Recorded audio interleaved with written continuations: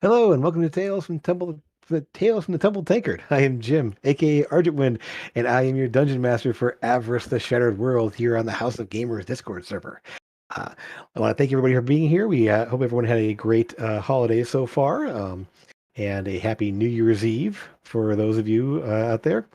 Um, we are going to be we are probably going to be dark next weekend. I say probably because I don't know what weather is going to do. But for the most part, I believe we're going to be off next weekend.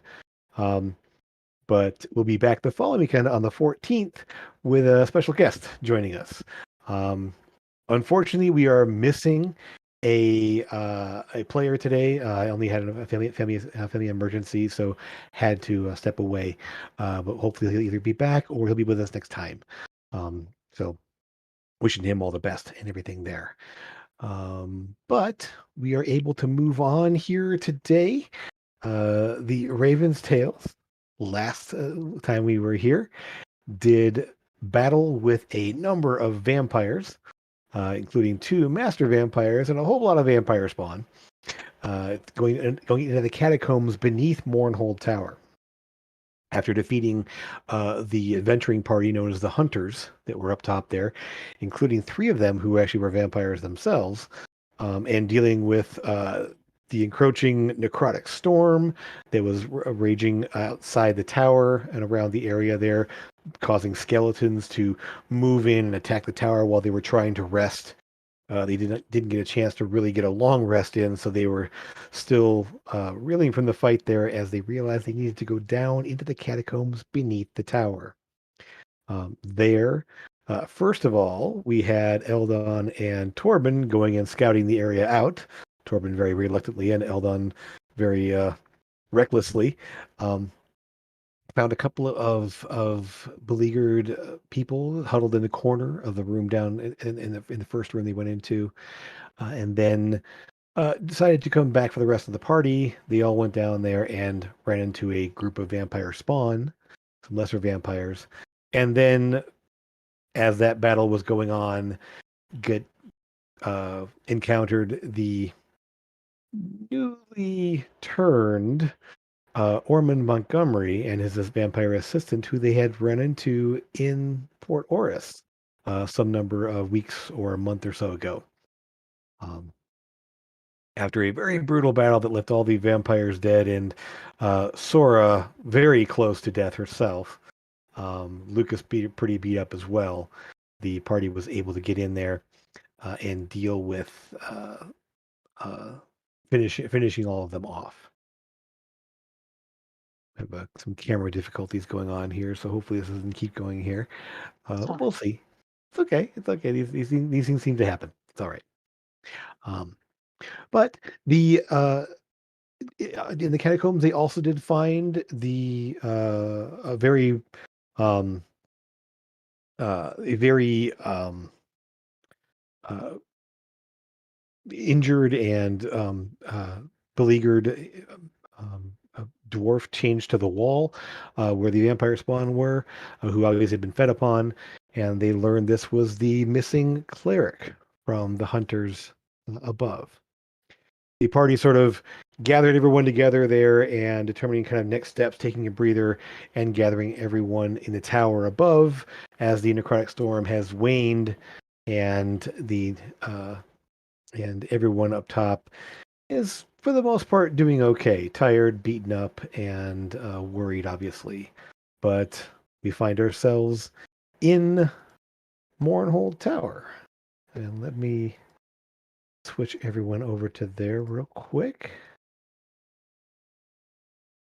Go. Sorry, is to change something on this here. Okay.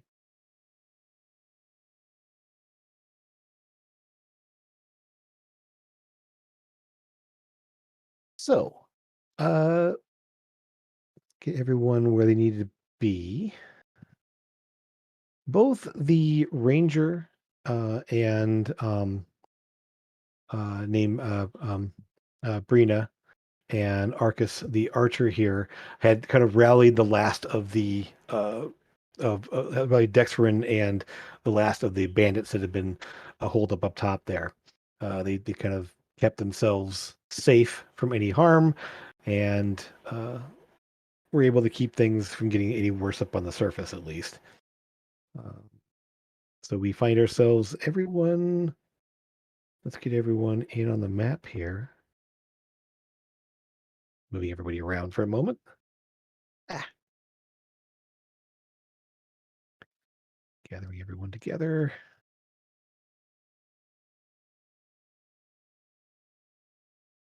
Yeah. So, Havensales, what are you up to now? I believe the plan is to go back to Ravenscrest with the people that we've rescued, and obviously to return all of the belongings that we found. Yes, the crates here did seem to carry most of the building materials. Catherine has kind of gone through the inventory there, realizing this was a shipment that had been bound for Ravenscrest itself. The two, the driver and porter from that little shipment there, um, uh, were were the ones that were found down below, and they seem to be, uh, although tired, scared, beat up, they seem to be at least doing okay. Um, More on the lines of what are we doing in the immediate? You are able to flag down and let the Sable Drake know that their things are for the most part clear for them to approach as the storm is in the last of its last stages of petering out. They're able to come in and land to load anything up. So I guess more on the question: what are you doing with the people here? Well, the ones that we said could leave once everything was done, they can leave. But we just have a few questions for the ones that we had originally tied up. Okay. And then I guess they can go. I don't really. No. I mean, we didn't. We got to discuss that on as far as that goes. But the other I people, think like I said, they can go. But the other ones, we don't know yet.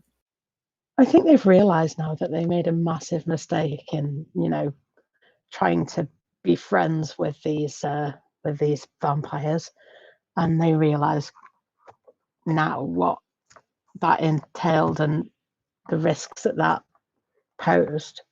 So I don't think that they're going to be turning on us anytime soon. Well, first of all, Craig, the cleric that you grabbed below there, um, will kind of like speak up. First off, you do see that he's a bit upset here. This person over here was his sister, um, and so he's obviously looking over her, realizing that what had happened for the most part there. But Craig will let you know that he's so the whole point that we were here in the first place. Um, Craig McLaurin is my name. This is my kind of standing over the body of the fighter that was there, still in the breastplate, everything. My sister, Ghislaine, uh, Ghislaine,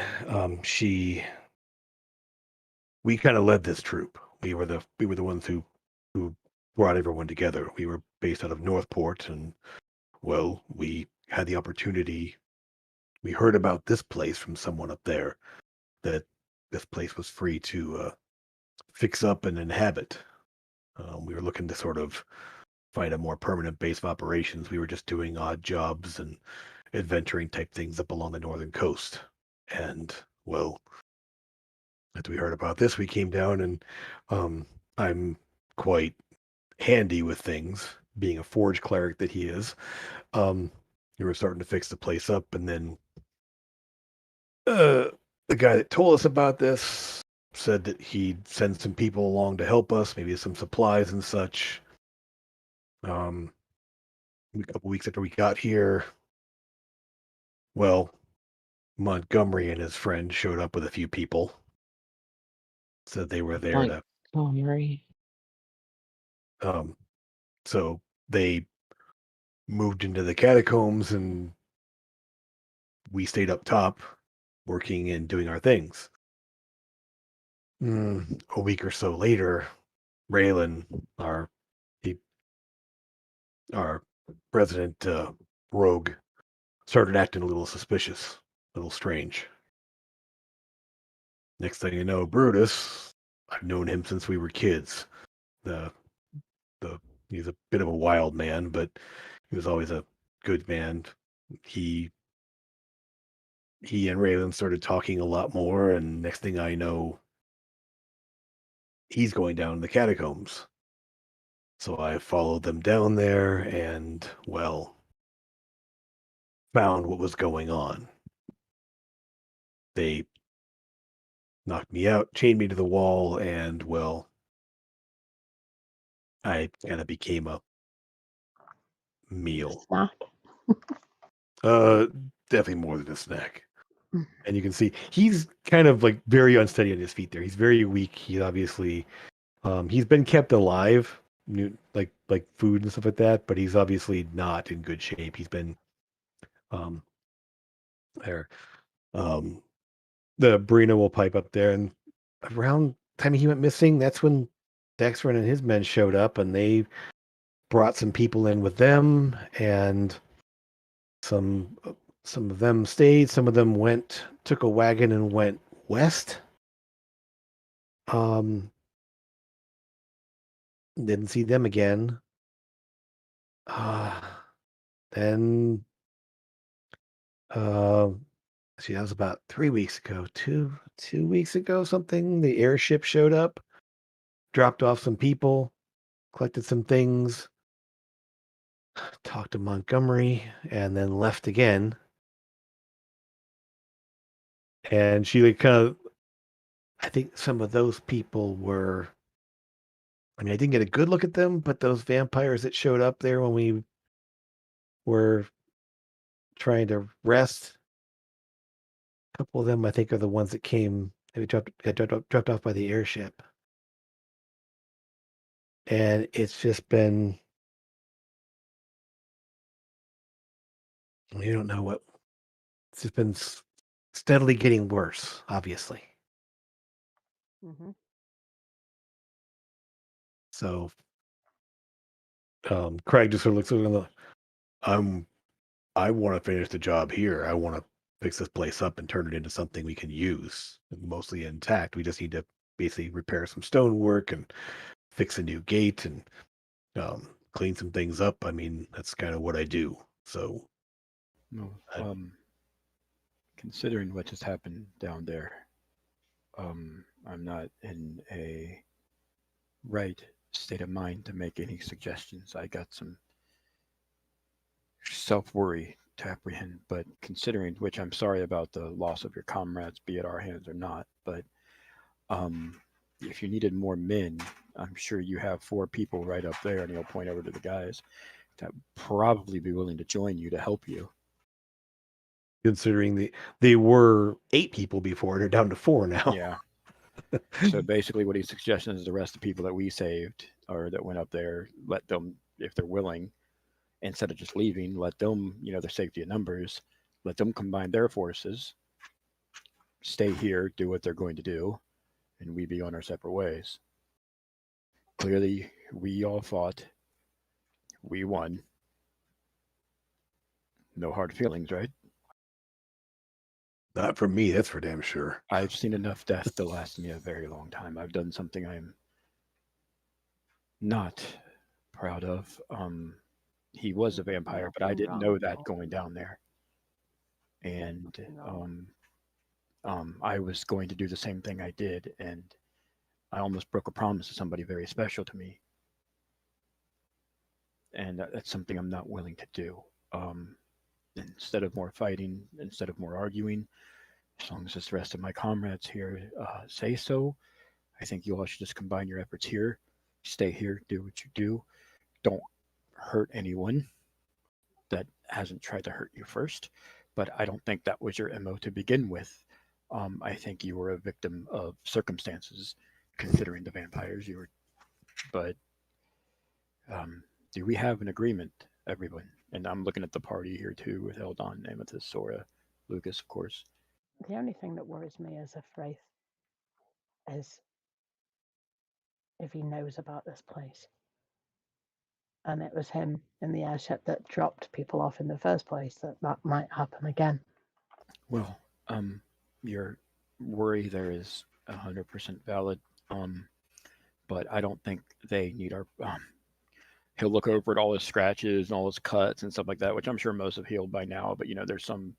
No, I this is think, it's been 10 minutes since the yeah. fight. And he's like, "Oh, look, I think these people are more than capable of defending themselves. And you all have more grit than I've seen in any other adventurer that I've came across, minus my party. Did you forget the bit where he was chained to a wall downstairs being fed on? The cleric? No, I was quite there. I'm the one who let him go, remember? I mean, when it comes to somebody showing up here, we can put on a good front, but I'm not too worried about, well, if they came here to do more than But drop somebody I will off. ask you this. I know you haven't rested, but we have a few friends here that are quite hurt, very hurt, in fact. And I was hoping you could help them before we left here. I can't do anything. He has did a long Oh, rest in 2 weeks. right, that's true. Yeah. Okay, yeah. So he's got no spells at all right now. He is looking over the body of his sister right now, and Yeah. it's like I can do something about this. I can bring her back at least. I've done it before. I can do it again. And no hard feelings on you understand what we had to do here, correct? Oh, based on what was here, Mm-hmm. makes sense. I mean, those three, and he kind of looks around. He's like, the three of our group that turned. I saw. Well, I didn't see Raylan turn, but I saw the other two turned, and what they did. I have no doubt what needed to be done. I think that's why I was left chained to the wall down there. They didn't. Even the one I was forced to strike down, I didn't necessarily feel good about. But what I will say is, and then I'll just look over to the party at this point and give them a chance to talk, and if they want to add anything or anything like that.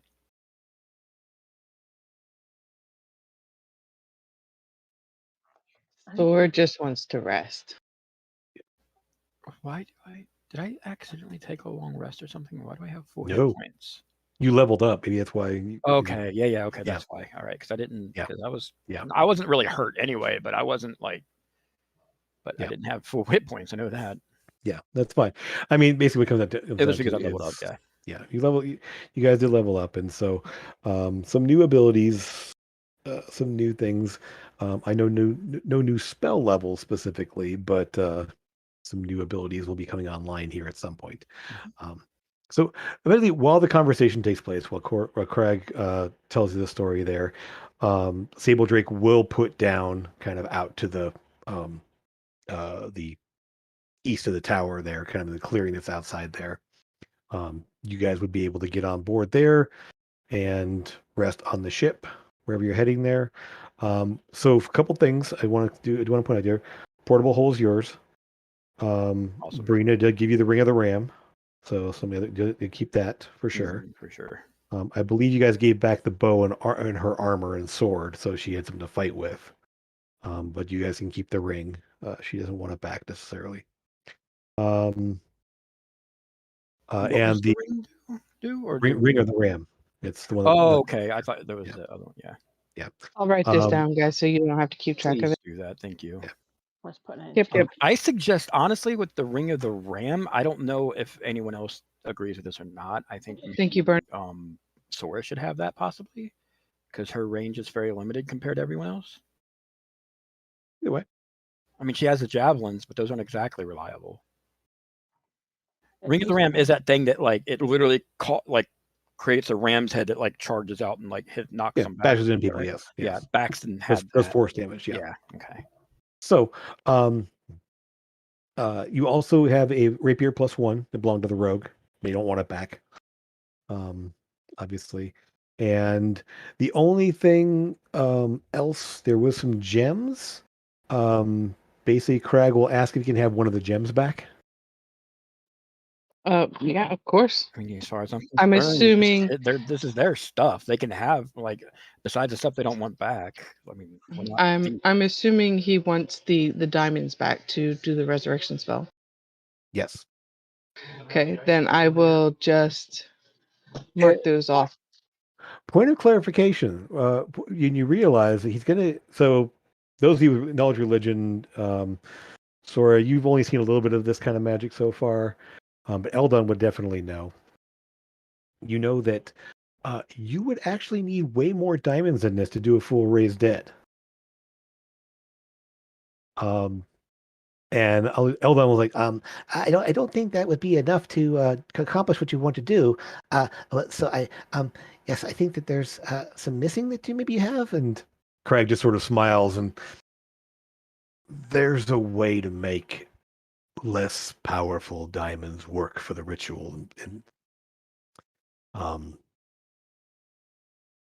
and he'll tell Eldon and those of you who are interested there. Essentially, you can take for a resurrection type ritual. If you take a diamond and infuse it with life force for a certain amount of time, it can effectively counteract the cost of the diamond. Essentially, tells you it'll create a blood diamond. That's what I thought you were going for there. The idea is that essentially he can infuse it with his own life force over a time, make the diamond more powerful, and then use that to raise dead. He says he can't do it for a while, but he can at least keep her body from decaying until he's able to get the diamond to the right level of potency. We have some things to take care of, but would you? This is your place now. I can, and he does point out like this, we were setting that up as sort of an altar space over here. Just sort of that's where I was getting things prepped and ready, and then everything went to crap. So, considering we're with safety of numbers and whatnot, and it seems like the threat's gone at least for now. Would it be possible for us to rest here for the night before we move on? Eldon's like, we have Rest on the ship. Rest on the ship to rest on. Oh yeah, that's right. We do. I keep forgetting that we have our own airship. Basically, so essentially, what Yeah. so what you guys, you don't need to rest here at this point here, but some of the crew from the Sable Drake will come out and start grabbing some boxes and taking them over and loading them on the ship, and Catherine can sort of like direct which things are part of the shipment and everything. It was only a few days ago, so everything from the shipment is here at least.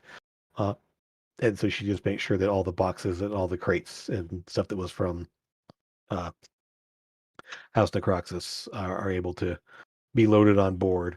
The porter and the driver that are there will load on board as well.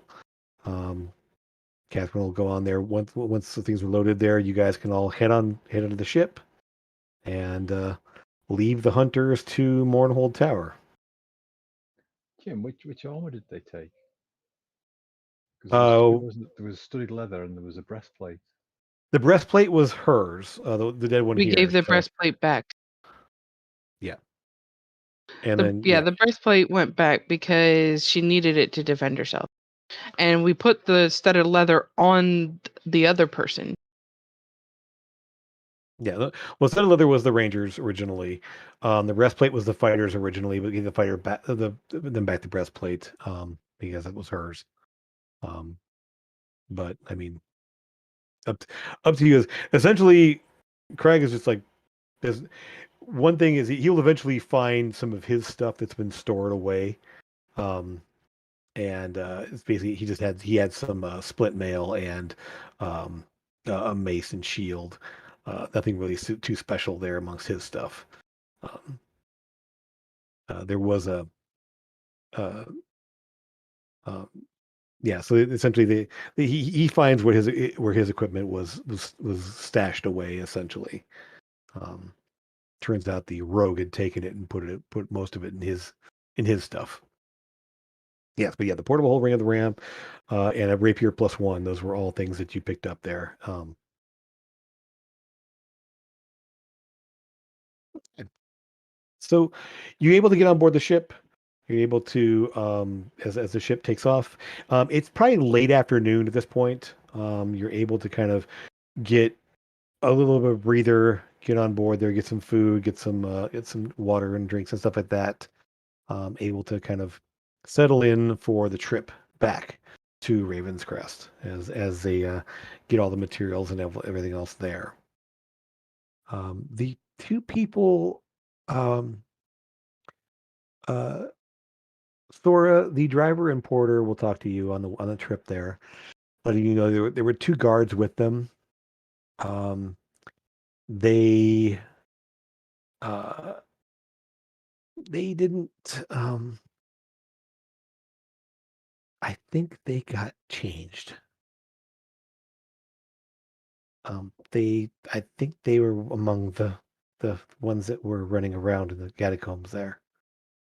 I think we were supposed to be next. Makes sense.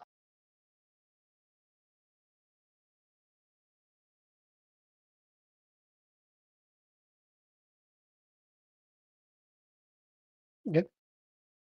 Um, so so it kind of accounts for the missing two people that were with the shipment. The other two people that were kind of supposed to be they were acting as guards. Um, Two seems a little low. You're kind of shocked they only sent two. Normally you would send four or more, but they only seem to have two with them. Um, Other than that, you guys were able to go ahead and get your long rest. The trip back to Port Oris is uneventful. You guys kind of find yourselves reflecting, sort of training on board, gaining up your levels. And is there anything new and interesting you guys are taking as your level 10? That's up. I was gonna talk to you about that, but I don't think I'm gonna do that at level 10 yet anyway. Okay, so just Towards the last, no, right now, no, but in the next couple levels, possibly. But we'll talk about that. And see okay, how it that's goes. so I meant like for this trip there. So um, level 10, level 10 rogue, level 10 sorcerer. Sora, what were you going back to? Was that I went 3 levels of fighter, so I'm at my 3rd level of fighter, and I have my battle maneuvers now. okay? So you are starting to work on those and kind of train those over. The things you've been working on a little bit uh back with oh boy, Dunkorn and Yeah. the dragonkin. There, you guys were working the last week or so before you left. So those are all sort of kind of coming. You sort of feel confident in those abilities now, able to do those things. And Lucas, another bard. Yeah. Yep. Okay. I was going to say I took scrying, but Okay. obviously I haven't got the focus. So I Okay. need a focus worth 1,000 gold pieces. Gotcha. If Okay. if the party can chip in. Okay. Oh, I don't know. Well, if you want me to scry on your, yeah. Yeah. I will say this. I believe there were 400 golden gems, 300 which are diamonds. If you basically Craig only wanted one diamond back, that's all he needed. So you guys consider you have 300 golden gems. And Lucas, I will say that between um, you will probably be able to pick up a focus in Raven's Crest, Nimbus, and or might be able to pull something together that would work for it. Is it anything specific you need, or what would your focus be?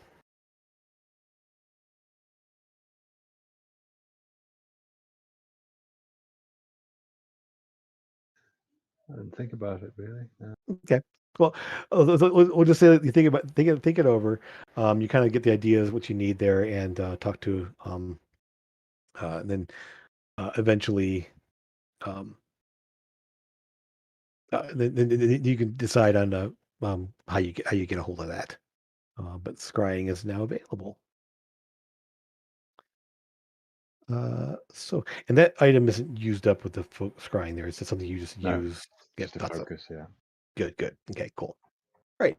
So, after a good, um, essentially not quite full 2 days, you guys actually will be approaching Raven's Quest, Raven's Crest, and Uh I oh. Here we believe go.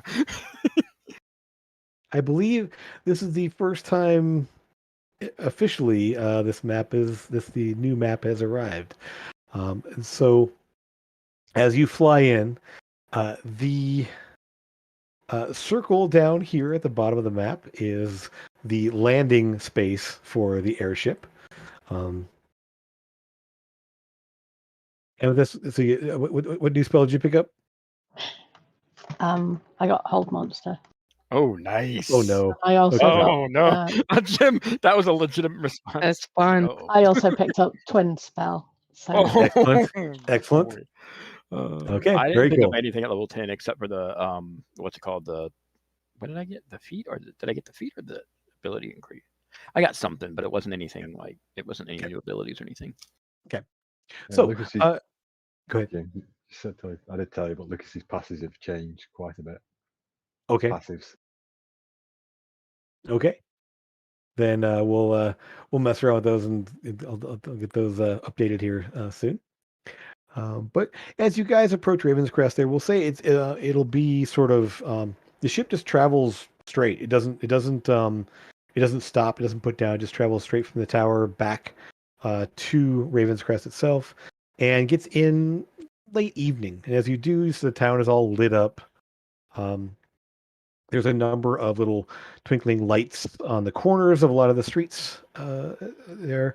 The ring of stones where the airship is landing has lights around it as well, and is able to kind of put down there, even though it is still dark. You guys are able to head in through the south gate, and right here, and uh, some slight changes, obviously, in terms of how things are going here. And so some things that were sort of moving, changing, and I did sort of rearranging a little bit here. The fairgrounds are still where they are. Everything's still where it was. There's just a little extra room in some spots. So your house still here. Um, the Temple of Rest over here. Town Square with all the same businesses that were over there. The Fairwoods Lumber still up here, and the newly constructed warehouse for Necroxus being the square one right up here in the top right. It's mostly empty at this point. There's nothing really in it yet. But as you do arrive, Iris, not Iris, but um, your sister will tell you that things are starting to look place, and with this, they can finish off um, the construction of the interior of the warehouse, and start getting some goods stored away. Very good. That's awesome. Um, Anything else on here? I mean, like there's mostly just more residential areas been kind of moved in places here. You'll see just but everything on the map here is where it was. There's just a little bit more. So upon arriving, I guess it is night. It is nighttime as you get here. What would you guys like to do upon getting to town? go see Alia. Of course.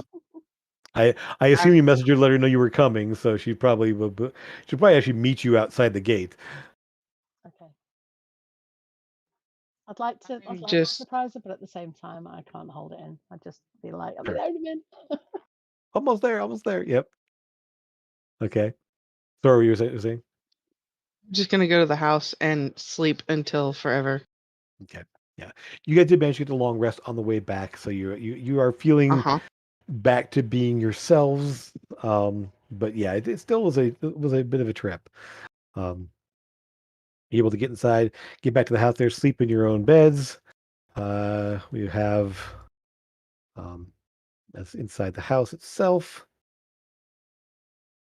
Um, Essentially, it's fairly quiet. Catherine is very happy to see Reese, who will, as you approach there, are able to uh, get things squared away. Um, Torben, question: Yes.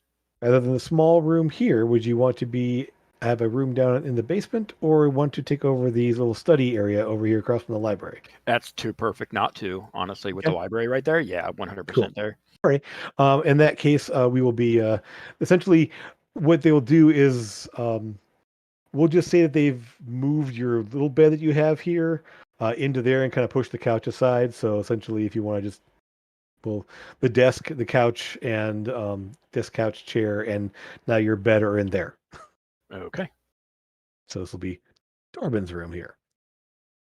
I mean, Torben's barely even had a bed until he got to the Lyceum, so he's Yeah. good either way.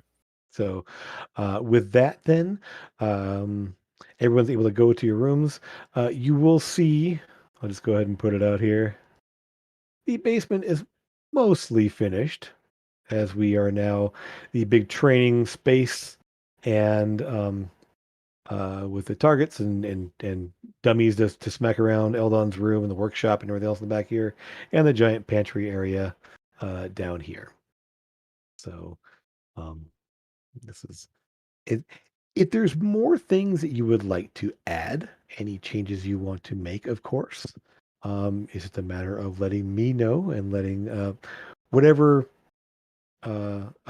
Reese, Catherine, Iris, Sebastian, and Brevalor are all still here.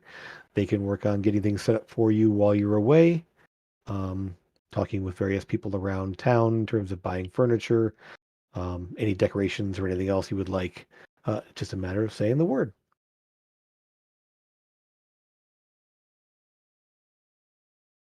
So not much has happened. It's only been a few days. Literally, it seems like a lot longer, but it's only been about maybe 5 days total between leaving and getting back here. Um, uh, Amethyst Elia is obviously concerned because, um, I mean, she knows you're planning to head right out again. Um, but any word at all? Anything new regarding him and his people? Nothing really. We haven't Okay. heard anything, have we? I mean, I haven't had any, but I know you have more connections and more abilities to check on people than I do, really. So just want to make sure that nothing new, no new spying, anything has happened taken place. You definitely get the note of worry in her voice as she says that. Yeah, I've not tried recently now because it is quite scary. And even though he didn't notice last time, something else did.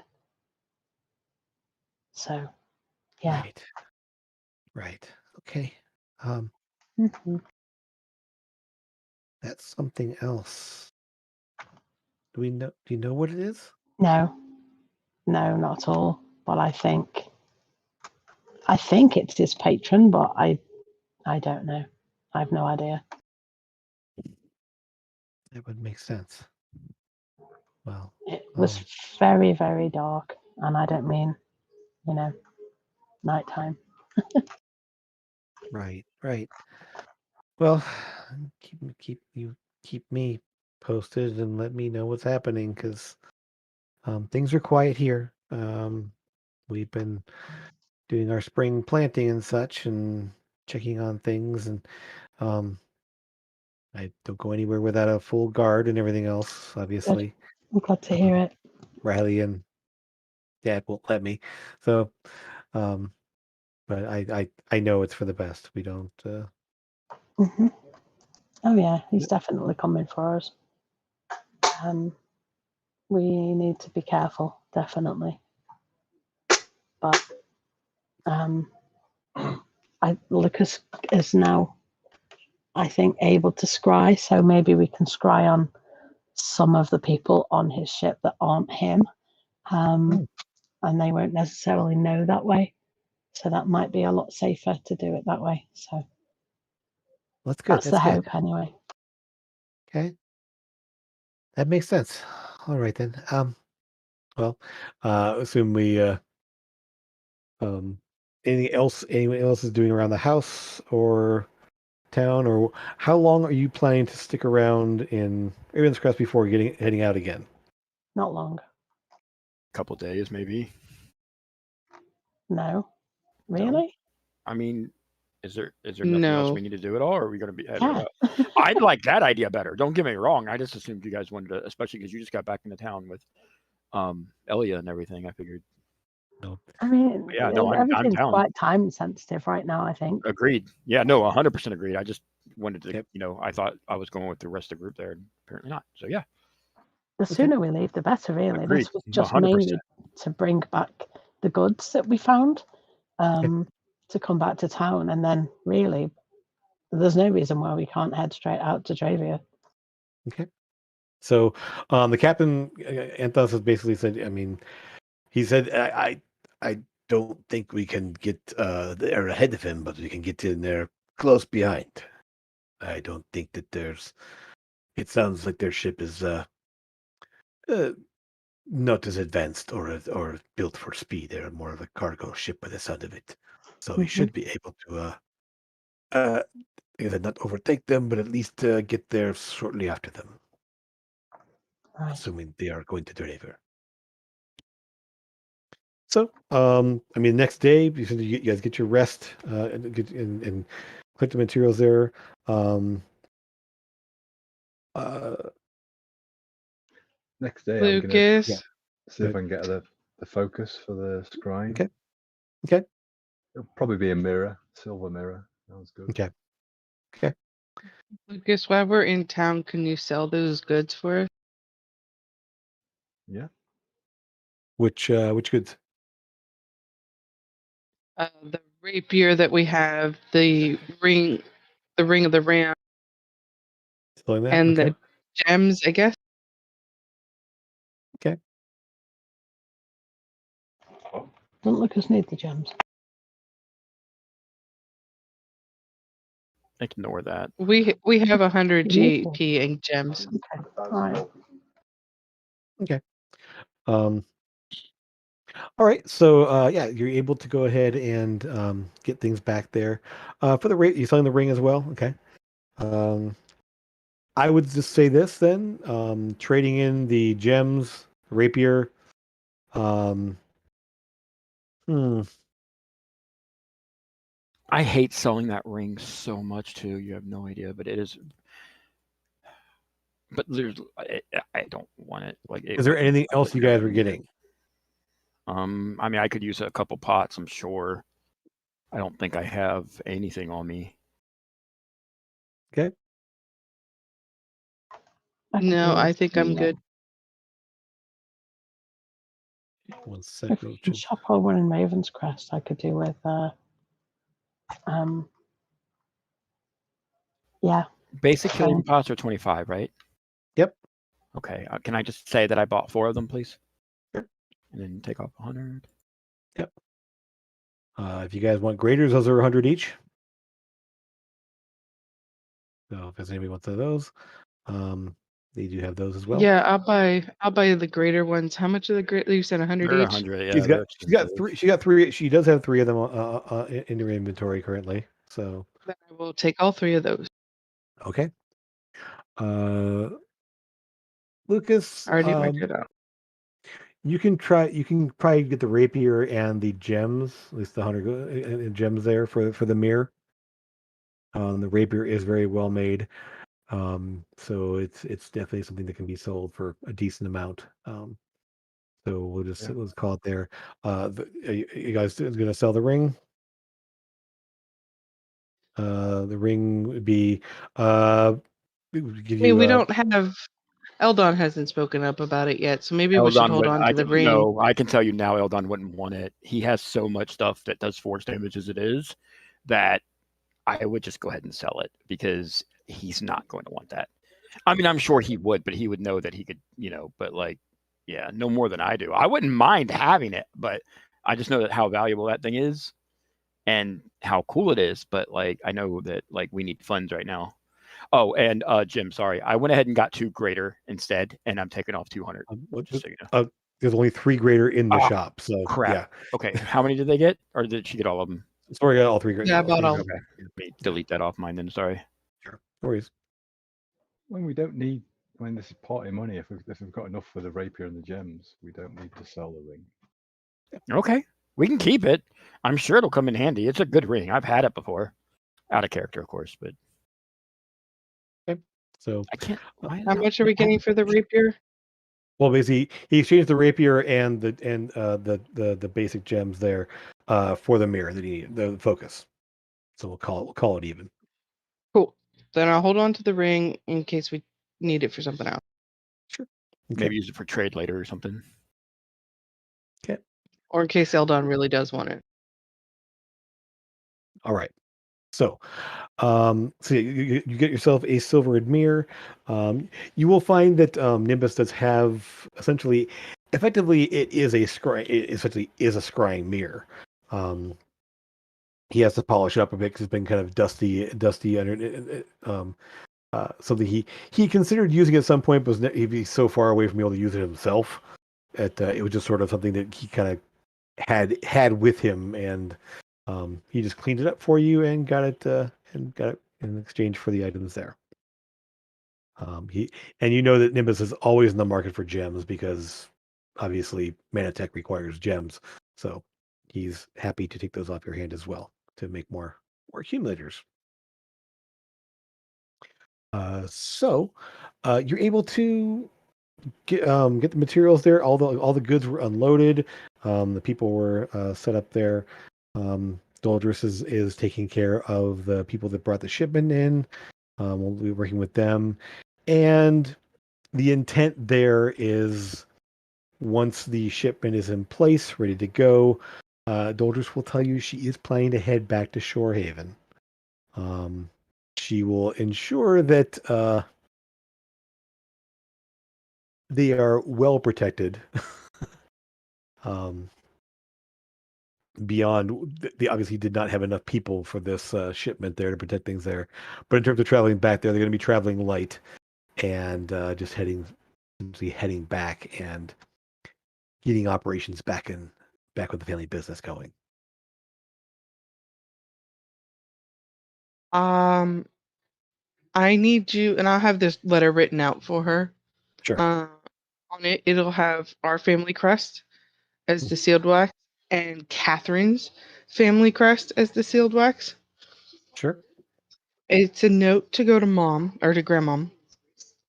Of Make course. sure she gets it. If she could have done it in person, she would have, but things happened on the road and we couldn't do it. Well, I suspect I know what this is, so I think cause for celebration. Yes, most definitely. Well, and I'm thinking that she wants to do it here and not in Shore Haven. All right. Well, maybe we'll arrange a bit of a travel for folks that want to be here for the time. Just let us know when it is. Yeah. When I know, you'll know. Good. Well, this was. I assume you're heading out again very soon, so it was very good to see you, and thank you for everything. No, thank you. And then I'll hand her the last book I have. It's the book Jim that you and I talked about how I got the copy of, Sure. and I'll hand it to her. Okay. She will look it over very with a smile.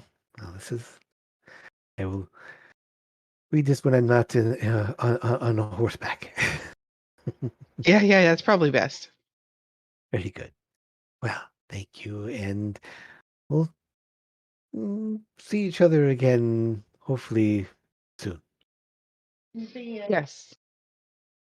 I will hug her tightly, more tightly than I normally do. And You then because she's a book nerd. she is, I know, With like yeah. Same. Never thought I'd say that. maybe a 10 strength. Yeah. Hmm. Jim, have the notes from Excelvion turned up?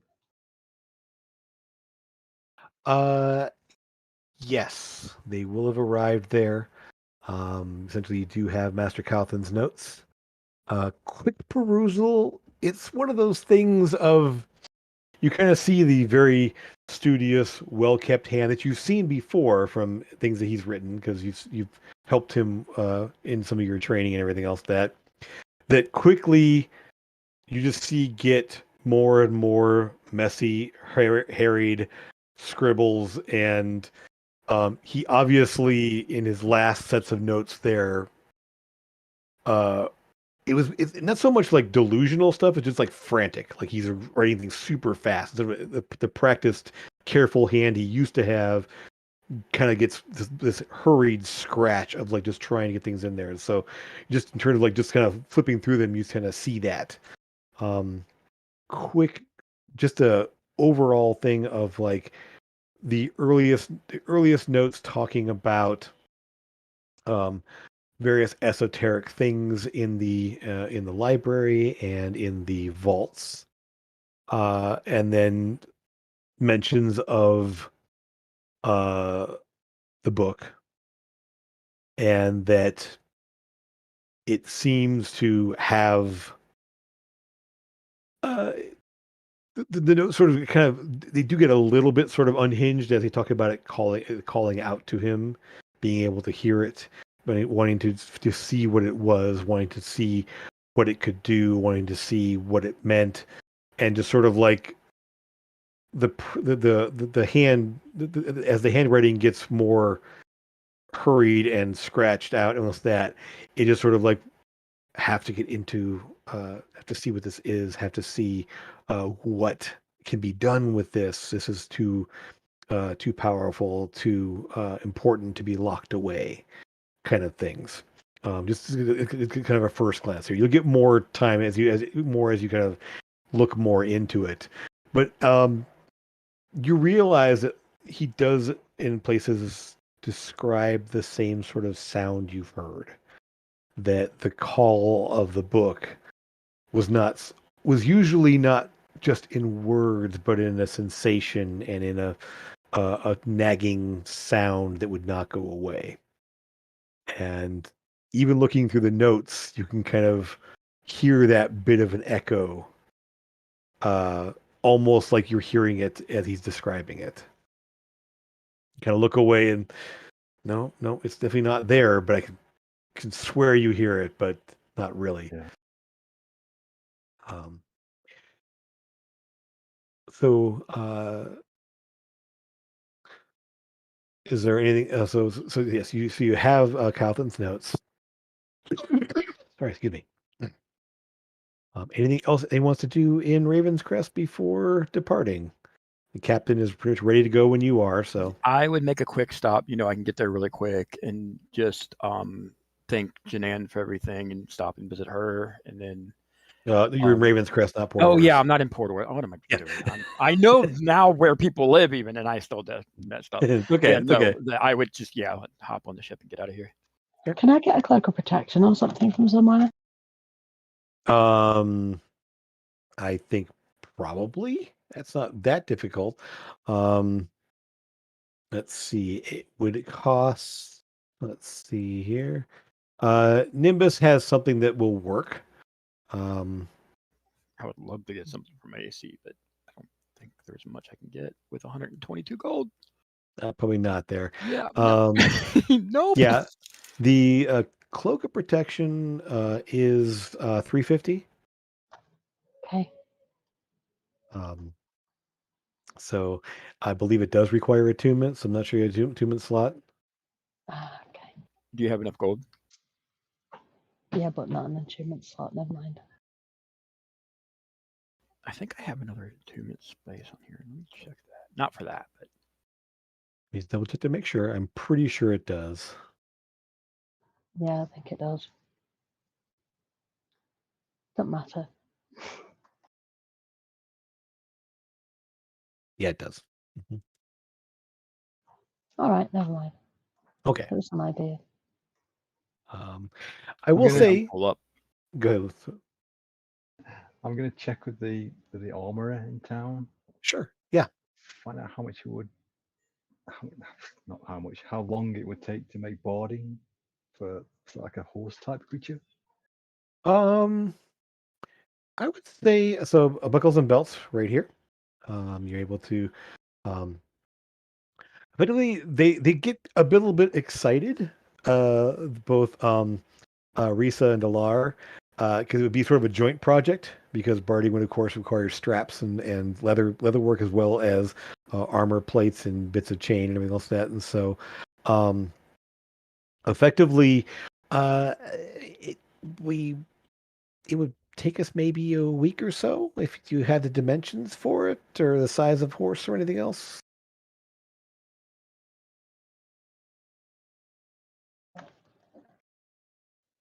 Yeah, hold on a sec. Give me 10 minutes. Okay, okay, I'll all go out right, into the yard and I sure, will summon. okay. So, is anybody else with you or just up by yourself? I went off on myself, but I mean Okay, anyone no can worries. be with me if they want to be. I'm not. Sure. It's not hidden. Sure. Okay. Well, they ooh and ah as this steed appears, and you can describe it to the party when it becomes relevant there. But they sort of like Risa just sort of like looks at it and that represents a bit of a challenge there, doesn't it? Oh, okay. And so she does take good measurements and all of that, just sort of like based on the horse. They're sort of like pulling out tape measure and sort of the measuring tapes and sort of like figuring out where certain adjustments would have to be made to accommodate. There is one thing I Okay. would like to do while we're all walking out together. Are there any like children playing or anything like that? Um, yeah, that's something easily. There's I'm especially gonna walk up spring to the day. first two kids I see, and hand them respectively. I would hand one of them a frog, and the other one, I'm pretty sure it was a dog. I'm pretty sure, maybe a Oh, the horse. clockwork ones. Yeah, and then Gotcha. he would also nobody would be seeing him do this. He would not be with the party. They would not know he was doing Okay. this, and he would just as he was leaving, he would if throw away a relatively large sack. Okay. About it looks to be about a 5 pound sack or so. Throwing it away as in just like tossing it into the If bushes there's or garbage, if there's, I don't know how the world, like if there's actual like garbage cans lining up, or if it's more like Japan where there are no garbage cans, they just throw away stuff when they get home. But he would just throw it away, dispose of it. okay. It's yeah, you could definitely Yeah, uh rubbish bin dispose of somewhere. something. Yes, Yeah, yes. Okay. So so you take care of that. The kids are very happy to play with their little toys. Um Lucas, you're able to go ahead and get your measurements taken care of there, and it'll take about a week or so, maybe, uh, um, maybe a little bit more. So, um, but they could definitely have something ready in a week, and then might need to make alterations and adjustments when actually putting it on for the first time to make sure it works. Yeah, you want it similar to like a chain shirt. So it's like Sure. a chain. Yeah, that sort of. Yeah, so effectively, so Ilar, the very buff female elf there, she's just like, I'll start making the chains at least, and see if we have everything.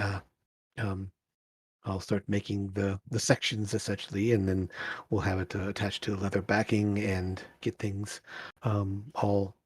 Uh, we'll probably do it in sections initially, and then sort of fit where it needs to be fit and make adjustments then once we have something uh, but we have at least the dimensions we need to have and the areas we need to cover.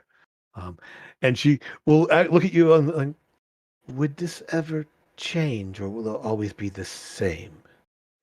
It will always be the same. All right then, that is good. I know sometimes that these things can change, but if it's not, then this should be easy to do. All right then. So we'll see you, but I'm not sure how long you'll be away. Um, I know you've been coming and going quite a bit. It's talk of the town, um, and such. Um, yeah, you guys are really making a name for yourselves. Uh,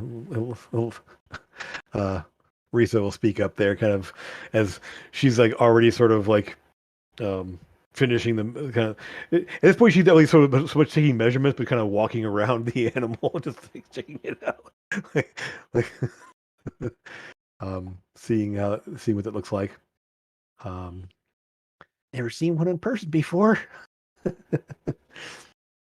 So you're able to get that taken care of there. Um, Torben's able to give some things to some kids and dispose of something that's I would actually just give the bag. They might want the bag of stuff. Actually, if I can retcon that a little bit, I would just give the bag to them.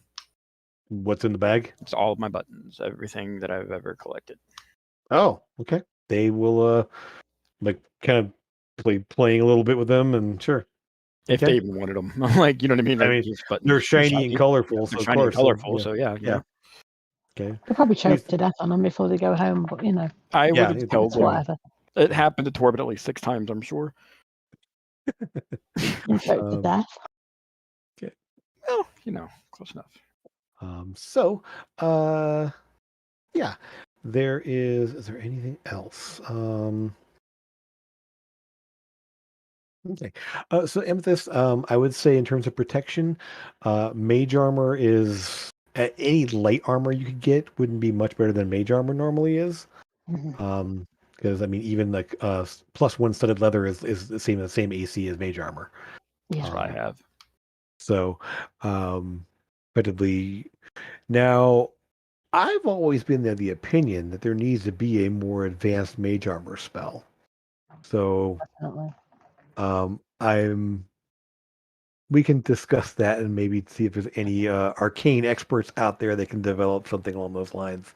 Okay, sounds good. See what there is. Maybe have a word with Nils. Yeah. If he doesn't have something, he may know somebody who does, because he Right. doesn't do so much arcane theory in terms of he does more mechanical stuff, but we'll see. Sounds good. All right. So, anything else in Raven's Crest before we move on? I think we have everything. I think so. Okay. All right. So we'll say it's probably late afternoon, the next mid-afternoon next day. So the morning takes all so the morning time you're able to kind of do your shopping and everything else. Yes. One thing we might need to do is to let the powers that be know that Montgomery is no more, and that they'll need to assign somebody else as the person overlooking the whole cemetery thing. Oh, sure. I mean, you would find out. I believe that if you in asking around at least a little bit that somebody else would have already kind of taken it over. It was Okay. being maintained, so somebody at least was at least cleaning it up when you Yeah, did we go did there know last that. time. Yeah. But you don't know who specifically. Okay.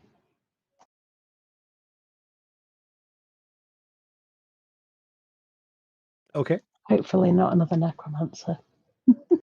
So Sora Iris is more than happy to get things.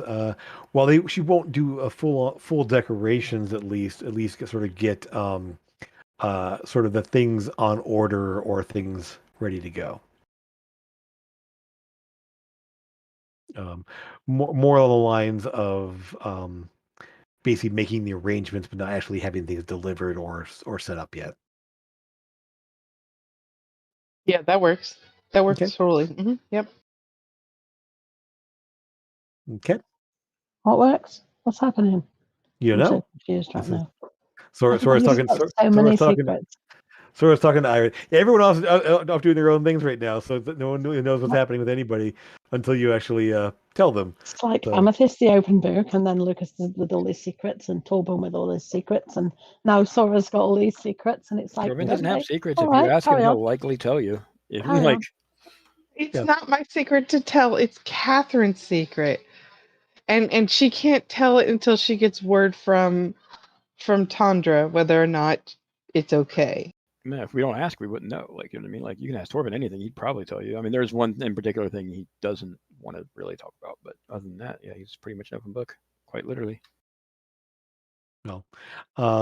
It comes down to knowing what to ask or what needs to be asked or whatever else. So Yep. you guys can work that out along the way. Um, So we'll just cut then, and if you need, if there's anything else you forgot along the way, we can kind of little retcon a little bit and bring it back in. But for the most part, um, you're able to get back on board the ship there, sort of around dinner time.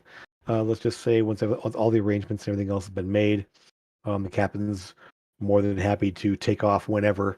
As far as he's aware, there's no problem with. I mean, they've been flying at night, no problem now, and so basically the ship once the ship's in the air, it just goes. Um, you don't really need to put down very often. Um, Eldon has all of his stuff there. He kind of describes next steps with Sebastian and even Brevalor with some things for some plans in and around the house, getting progress and setting up next things in place. Are they both just staying at our house, like, just forever? Or they just, is that? I mean, until you essentially they keep giving him tasks. So Okay. I mean, Brevalor you'll find is actually in the basement, in the catacomb, or in the cave, the hollowed out section there. He's been setting up little mushroom groves and cleaning things up down there, and he's been tending to plants and stuff in and around the house, kind of along with Elia, since he is an alchemist and herbalist kind of person. Um, he's also been working on some of the alchemy things that Eldon's been putting forth for him to work on, while Sebastian's doing a lot of the mechanical work. So effectively, they are uh, until they either get called away to do something else, or until you guys send them away. They've got projects to work on, so they're working on them. They're welcome to stay Works. as long as they want to. Just, Yeah, yeah. And so, if there's any of you guys want, you can definitely put that out there as well, because you have essentially a sorcerer slash herbalist and an artificer, low level artificer, who can potentially make basic items and such. So if there's something you would like to have made, put the request in. They can work on it while you're away. Right. So on board the ship takes off into the sky, leaving Raven's Crest behind as sort of as the sky is starting to get darker. I said it's after you're able to get your meals on board the ship and the galley, getting into your customary rooms and everything else. Everything's cleaned up and reprovisioned, and the ship is takes off heading south. Jim, on the first day, I'm gonna obviously use the scrying spell. Sure. We know that the female cleric from the Forge Right Inn was with them. Mm-hmm. I'm gonna use the Drum of Memory Okay. so I can recall not only her but her companion, because there was two of them, wasn't there? Yes. The companion was sort of plain clothes, no visible weapons, but sort of brownish robe type robe things there. But you talked to her specifically, and he was there, so you got a pretty look at their face. And with the drum, you get perfect recollection of what they look like. I'm gonna try and scry on him rather than her. Okay. Let's see what we get. Let me just pull that spell up here. So there is so you have met the target. Um, you are not familiar with them, but but you have met them. Um, connection. So as you have so looking at the spell, basically, so as you pull out the mirror, start to picture that man that was with them. Um, there is actually a -2 to their save because you have their likeness, um, like firmly in your mind. Um, okay, so I'm going to roll this save out of view. Actually, it won't matter because if it's out of view, it wouldn't matter. So I will go ahead and roll the save. Let me just roll the and I know his modifier, so I will just do this. So the you form the image in your mind. So the mirror is there. You sort of get that picture in your mind there, and the reflection in the mirror sort of clouds over as you focus on the image there, and as you try to latch onto it. Let me just see, double check here. Do they even know? Oh, they don't realize. Nope. Okay.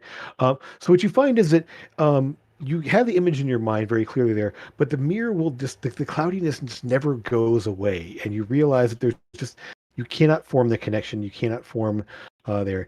You don't think it's something is actively blocking you. It just can't form a link. And so, as being as your first time casting the spell, you're not sure exactly what that means. Um, but effectively, yeah, you just think that the connection just isn't forming. But I will say that actually, give me an Arcana check. See, okay. So with that, uh, you realize the scrying magic there, and you talked a little bit this with Alindra, because she is a scrying person, and Janan, who is a divination wizard. You've I haven't talked to them directly, but you've seen Alindra do some scrying. She has a crystal ball for that. Um, and so essentially, you're fairly certain that the connection not being made is the person either can like the person can either resist it, um, but they shouldn't be aware of it of the scrying attempt.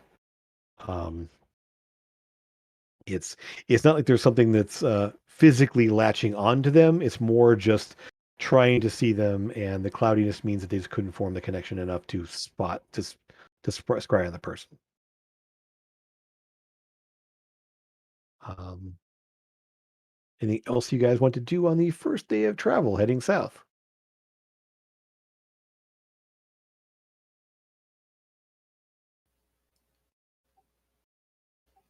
Testing. Can you guys hear me, by the way? Yes, no I'm problem. having some connection issues, just FYI, guys. So if you respond to me and I don't reply right away, that's why.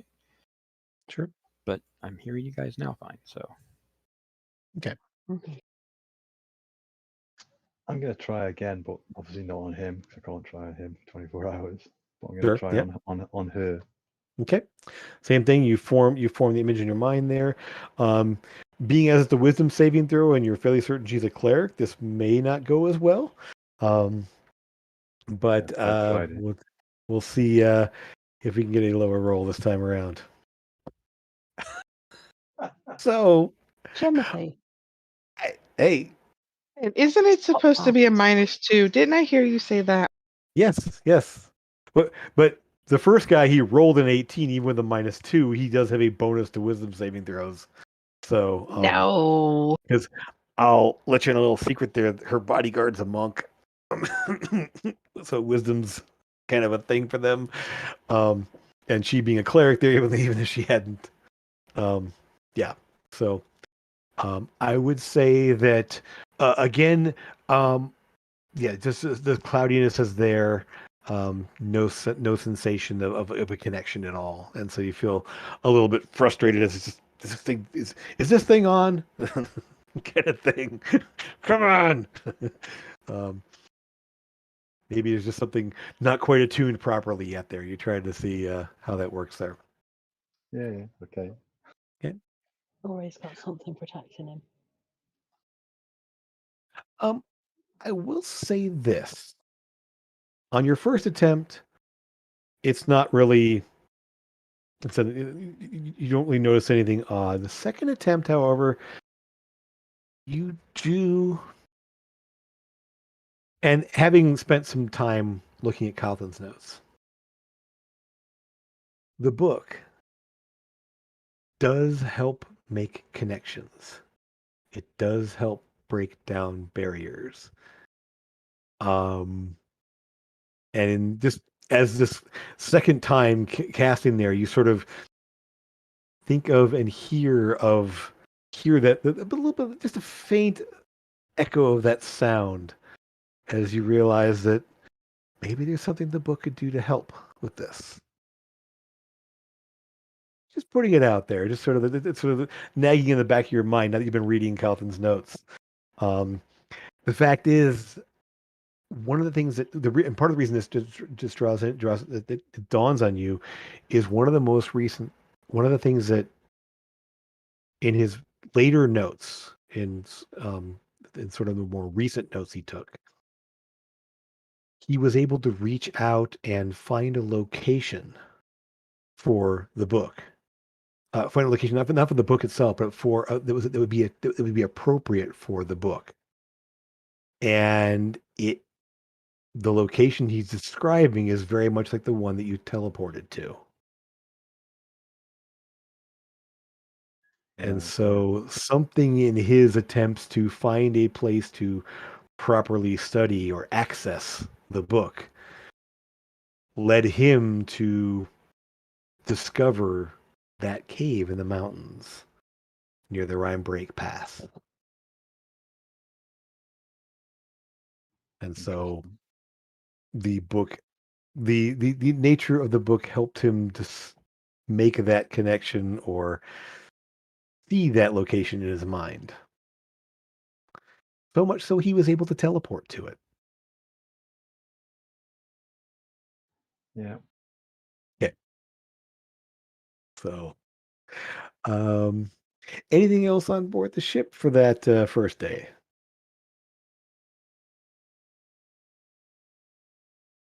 He would literally just be. I would actually be on the outside of the ship, like literally on like the like the bottom and stuff like that on the side, because I mean, if I can do that, like Torben definitely would want to. I would say you would need to be careful because it is moving fast. There's a lot of wind. And even though Spider Climb allows you to walk along surfaces, it's not like you're stuck to it like glue. Like you literally could be blown off of it. So you kind of have to keep down low and kind of try to stay with it. So Yeah. isn't this like walking on the outside is no problem? It'd be more Right. like, Yeah. He like still kind of, would. Like yeah. even if he would definitely if he I mean and even if he slipped up, he would just throw he'd still be able to hopefully. Well, if slipping up on the outside of a ship there would be blowing off into open air. Yeah, Like but he would it just would throw the be, dagger and hopefully come back. But even if not, like the second he like sure, slipped up, he'd go right back. He wouldn't be do sure, it yeah, anymore. So yeah. yeah. Well, actually, in that case, give me a Yeah. athletics check. Oh no! This is I more was thinking climbing around. acrobatics. Okay, No, okay. No, I'm you're not oh flipping and no. jumping. No, You no, are I'm all climbing. for it. I'm all for it. It's okay. It's fine. Luck for the win, right? If not, Sure, yeah. 19. I'll take it. Yeah, it works. So eventually you're able to kind of keep low and kind of keep your head into the wind so you aren't getting that drag there. A couple times you sort of catch a little bit of a breeze and kind of get jostled a bit, but you manage to stay with the ship there. Obviously the crew on board the ship is very, very worried. I mean, obviously they see what you're doing and like kind of the thing of like, why? Right now, Torben's got a lot on his mind. He's just trying to entertain himself. Okay, so you find yourself crawling around the outside of the ship in quite high speeds. The ship is moving along pretty good clip, able to kind of keep there. But anyway, if I would see people were like generally like worried and stuff like that, I probably. I mean, they're not like watching you, waiting for you, but it's Right. like, what the hell? It's more on the lines like those LCCs. They're like, what the hell is this guy doing? Why is he doing this? Like this is crazy. But it's the general consensus is, yeah, adventurers. Jim, how fast is the ship going? Fair enough. In real time? So I want to do some. So basically, it's enough that it's moving, roughly 45 miles an hour or so. So it's moving along pretty quickly. Again, it's mostly driven by the wind. Amethyst, you'd probably be and Lucas and Eldon, actually, probably all of you would catch something along the navigator, the captain's wife, um, at various times throughout the trip, as speed is a bit of a concern. Um, this would be Saleya. She's the sky elf that's there. You will spot her at least a couple of times summoning air elementals to fill the sails and push the ship along faster. And so at That's various so times, cool. That's she awesome. actually you actually see her actually summon. She is a wizard, essentially she is a conjurer, in fact. And so one of the things that she does, besides being the main navigator, is she can actually do magic to A, protect the ship, B, summon elementals to help propel the ship.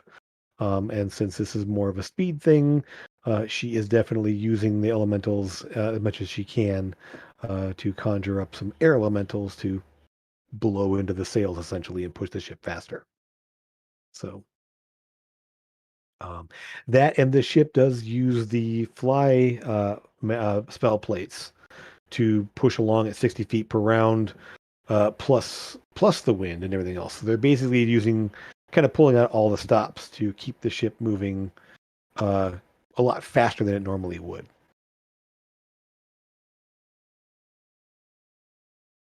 So the first day of travel comes to a close, and you find yourselves having put quite a few hundred miles.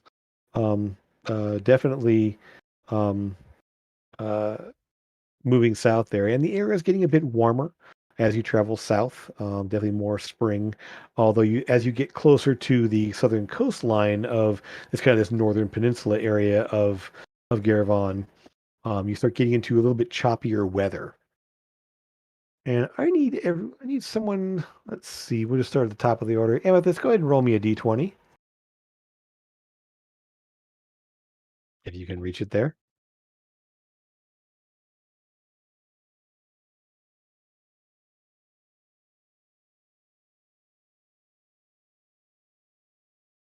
Okay, Off a 73, off a 17 onto a 3. nice. Okay, so you will find that the captain is definitely adept at maneuvering the sails and catching the wind at the right ankles there. Very similar to captains on the ocean will use the sails properly. Um, they end up straight into a headwind that is just causing some serious problems. And so he actually does have to slow down and pull up. So the ship actually climbs into quite a bit higher altitude as it tries to get above the kind of this like storm front near the base. And you find yourselves having a bit of trouble as the altitude's getting higher and higher. Um, and you're definitely not used to it. Your ears start to pop. Breathing's a little bit harder because you're getting quite a ways up into the air, and you lose a little bit of time as Kaylee, as the ship has to essentially climb upwards um, to get out of this headwind. Um, but the ship is able to take care, is able to navigate it all right. The captain tries to make up for a little bit of lost time wherever he can, but at least for the moment, travel got a little bit slower on your second day, at least. Um, I know there's people. Does anyone want to do anything like sendings or anything else along the way? Because I know there's a lot of questions. I mean, Amethyst is the way for the moment, but Sora, do you have any sendings you want to send out along the way, or No, okay, not that I can think of. okay, all right, If I do, I'll probably message it to you. okay, just to we put it out there as an option for those that have the ability to, or the items allow you to. Um, the next evening, So that the evening of the second day, you will, Lucas, um, you will essentially get ascending yourself, and it is Janan, Professor Martinet there. Um, I, I'm not sure where you're at the moment, but we might have some. Something important has happened. Are you able to speak? Yes. Yeah. Okay. And as you agree, you will see. So, will you be on the deck of the ship or below decks? It's random, I think. It depends on the time Okay, of day. probably below as it's getting toward nighttime and you're having to climb up altitude. So, Yeah. okay. So we'll say wherever you are below decks there, um, you will see a sort of shimmering in the air next to you as effectively a ghostly shape of Janan comes into view next to you. Um, Cool. is there anybody? So, would anybody else be nearby Lucas I mean, at the moment? I could be because I Yeah. want to Where make are my way you, on the Lucas, back of on the the ship? ship. So I'm on the deck, like on the top. So Let's look, wherever he is, so is that he's below decks there, I probably in the wouldn't know. galley, I would assume. No, Okay. probably not Yeah, then. yeah, just in common room or galley or Yeah. whatever. I'm not. Yeah, I'd be above deck, so I wouldn't see it. Okay. All right. So essentially, she shimmers into view there, kind of a bluish, translucent image of her as she says, "Well, we got ourselves a little bit of time here. This is a spell of my own creation. There, it's a more advanced send-in spell. They just call it converse. We can actually talk for about 10 minutes or so here." Um, and she doesn't she's looking at you, but she doesn't seem to be able to kind of see anything around her. So she doesn't. So where are we at the moment here? We're on the airship, just below decks. Oh, okay. Um, that's probably for the best. I just received word. Uh, the teleportation circle that we normally use in Dravier has been broken. Was What? looking into I'm not. so I mean, there's various ways to accomplish that. I mean, you can essentially just destroy the ground the circle is um, drawn on, essentially, or break the surface or whatever. Um, uh, you could arcanically actually disrupt the ruins and actually ruin and mess up the circle that way. Um, I'm still trying to find out what's going on here, but he seemed to have happened maybe yesterday, some point. Essentially, a colleague of mine um, was supposed to go and use the circle, and they couldn't. And we've been trying to find out what's going on here. So something seems to have happened in Dravier. I don't know what exactly. Is there only one circle in Dravia? I would have thought there There's would be more two. than one. It's just the main one that we use. I mean, not everyone. I mean, there's one in the Wizards Guild, and it's very, very tightly controlled. Only specific people come and go through that one. We use the one in the Academy, and so it's actually the Grand Academy's circle that we typically use. There may be one or two other privately uh, operated circles and such. I believe there's a ship in place there, and then there's a couple of high end uh, citizens that may have their own, um, essentially, but they keep close tabs on um, uh, facilities. It's just the one, as far as you know, not all of them. Yeah, I mean, we're still, like I said, we're still trying to see if any others have been disrupted there, but this is the one that the Atlassian uses specifically. Um, Have you told her that we're just on our way there now? Oh, we'll say that. Yeah, we are. yeah. We're actually heading in that direction. Okay. And Amethyst, you weren't here at the moment there, but would you be below decks or above decks? Probably be with the others below. Okay, well, Lucas is below. I'll be Sora above and deck. Torben are up top. Eldon's probably Yeah. below as well, but he's off like messing around in the ships. Probably below. Okay. Then I would just say that you probably would see this as well. So Lucas basically, Janan, this ghostly image so it appears after Lucas gets ascending. This thing happens, and this image is there speaking to him. Cool. At some Sounds- point, when you ask about, since you're asking him, because you can hear her speaking, when you ask him, did you say that we're on our way there now? She will actually turn and look at you. Oh, Amethyst, you're here too. Good. Um, essentially, she can hear who speaks, or and sort of see who speaks there. This is Cool. you're actually well. Good. Maybe when you're there, you can find out what happened, or I hope it's nothing related to what you're dealing with. I Well, don't we know. do have a feeling that Wraith is on his way or just got there, so possibly has something to do with him. Well, I Hope not, but I hope not as well. I think that there's a number of things that could be happening. Um, I don't know if he has connections there. Then maybe somebody's doing something to help him or hinder others. Um, it's too early to tell, as it has just happened yesterday, and we only just discovered it recently. We're trying to gather more information about it. So, if you do find anything, let me know. I can cast this a couple times a day.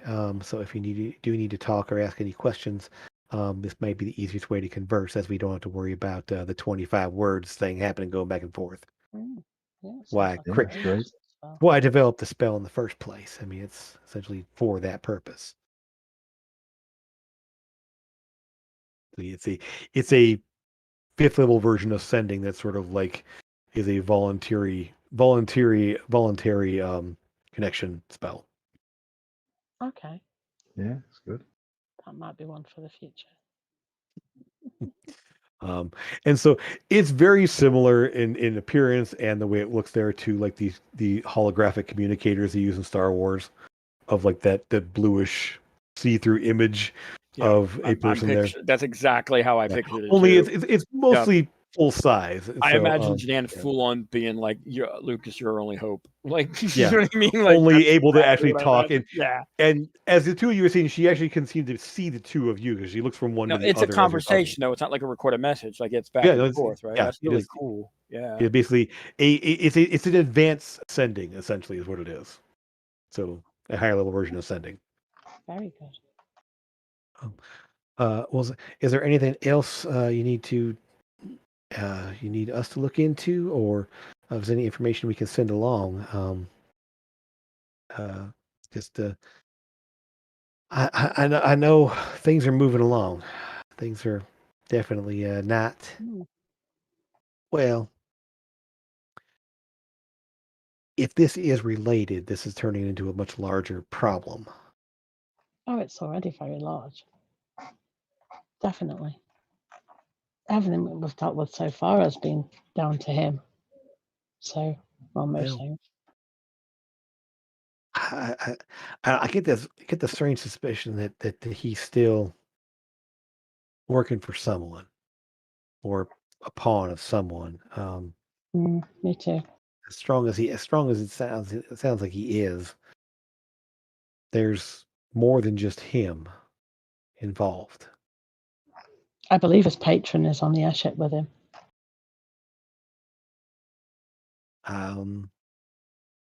It's a reasonable suspicion. I mean, if his patron is some form of a demon of some kind, then he's got a connection to him whenever he wants. hmm Have you not contacted someone at the academy just to see Oh, why? we are. That's what we're gathering information at this point, finding what happened, and so we learned that when we couldn't make the connection, we reached out and found out that the circle had been broken, and they're looking into who or what caused it. Um, um, as far as I'm aware, somebody actually broke floor of the room, thus messing up the runes and such for the circle itself. But how it was done or by who, I think they're still looking into trying to find that out. Yeah. Well, I wanted to let you know of that situation at least, so you at least a little more information on what's going on there. Um, I think that there's a number of things that could be in place here. Um, so stay safe. If you have any questions, you can always send to me. And I mean, I can do this a limited number of times, but I can at least have a conversation when we need to have. So, And let us know if you need us or anything. all right. Anything goes wrong. Okay.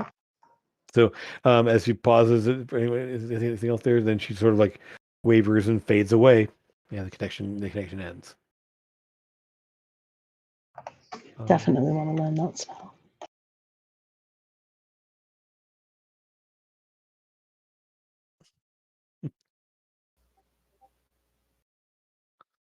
So would Torben agree to spar on the deck of the ship? What? Oh. That's not the best idea. What? I'm not there. Nope, No, you're nope, not nope. there. And We're Draven's up on the top of the ship Draven's doing being nothing. talked to at the moment there. So Amethyst and Lucas, so the conversation ends there. Is there anything you guys have? Torben would agree. He wouldn't necessarily want to because he knows it's just for fun, but yeah, he totally would. Okay. But he wouldn't be stabbing her. So I mean, I'm kind of at a disadvantage because like she can hit me with the hammer and I wouldn't be physically like, you know what I mean? But like I don't want to like it's weird what you mean by spar. So I'm just guessing like actually like training or like how does she mean it? I don't think injuring each other would be the best idea right now. Well, The intent is not to hit each other. The intent is to block attacks and get stronger and dexterity. Okay, so we're just training. We're not yeah. Right. Okay, yeah. 100%. In my In head, terms of, like- sparring. Yeah. Well, and so typically in a sparring fight, there you wouldn't be hitting full Right. strength. It'd be more like, oh, you'd stop like, oh, that hammer would have hit you in the head, or oh, this dagger would have stuck you in the side, or whatever else. So you stop Yeah. shy of actually like. Got you. Mhm. Yeah. Yeah, 100%. Okay. So, why don't you both give me just go ahead and give me attack, just a straight up attack roll, just one each. See what this looks like. I'm waiting for the character sheet to load. Sure, no worries. I'm going to use does a 15 hit? Because if not, I'm re-rolling for luck. 15 does not hit Sora. Not even close. Okay, well, it's going to now. Okay. Okay. So are you throwing at her or trying to stab her? Stab her. Okay, then actually it would be the bracer dagger, but that's okay. Okay, I can re-roll. I mean, We're it's not rolling. +1 to hit We're not on this rolling one. damages here. We're not to see damage. Okay, so Yeah. so it's essentially, sure. so it kind of one of these. You kind of moving around each other. So you're just kind of keeping him in place there, trying to keep tabs on him there.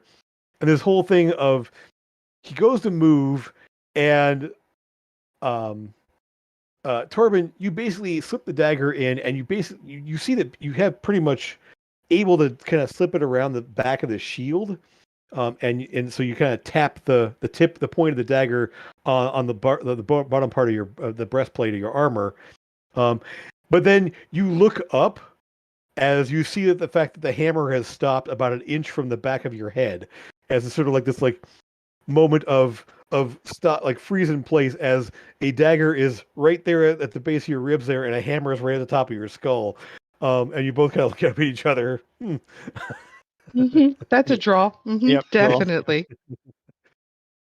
And so it would be kind of back and forth similar, where basically, Torben, you kind of like roll out of the way as a hammer swipes by you, and then you kind of catch another strike there that kind of catches just behind, would have dug in behind the leg on one side, and so you kind of see this like very, very different style of sword, just being this like blocky, just bash. I would, bash, by the way, bash. I hate saying this, but as we were doing it, I would cast invisibility too to make it.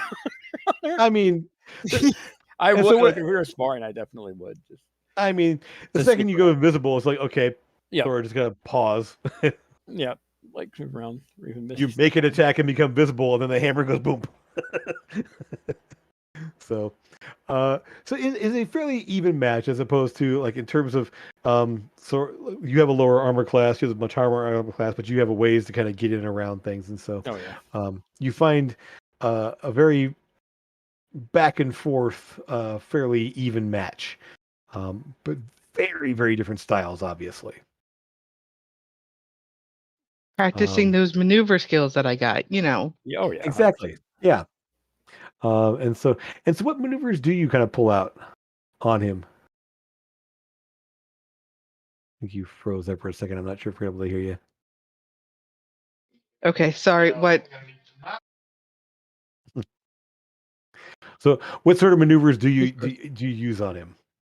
Oh, maneuvers. Okay, yes. I would probably use um the one that starts with a B, one you and I talked about.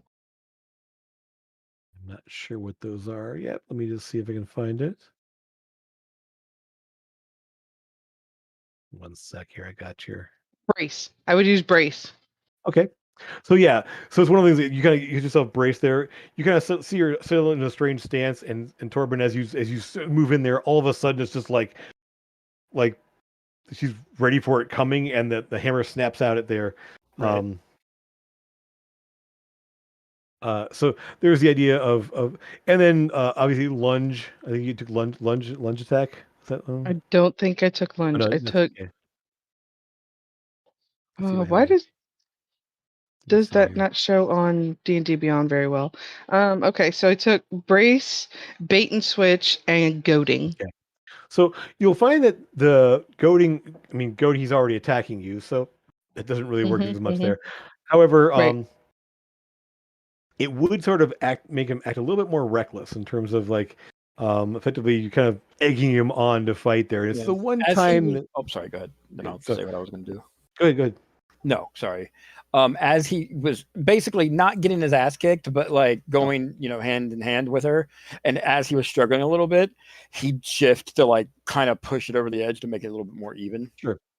I would say probably after if you go ahead and do a goading attack there, that's when the shift happens there. And Yeah. so Just you give him, find and yourself then at that point, he starts enjoying it, like Yeah. smiling and still sparring, still Yeah, fully in boy. control. But now he's Yeah. like loving it. He's like, okay, you want to go, bitch? Like, yeah, okay, let's go. Sorry for calling you a bitch. You know what I mean? But yeah, like that's an expression. Oh no, she gets it. He's Do you want to go, into it bitch? now. I'm calling you, bitch. I was like, I'm sorry, bitch. Like, he full on gets into it. Like, yeah.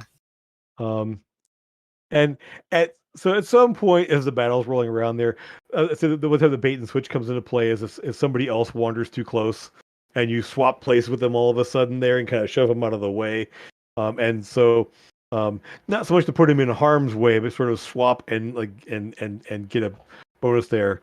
So a lot of interesting differing maneuvers and different ways of attacking. It would be a lot of me trying to like, because I wouldn't be using range because there's no way to not let that hit her. So I wouldn't be using my bracers or anything like you said.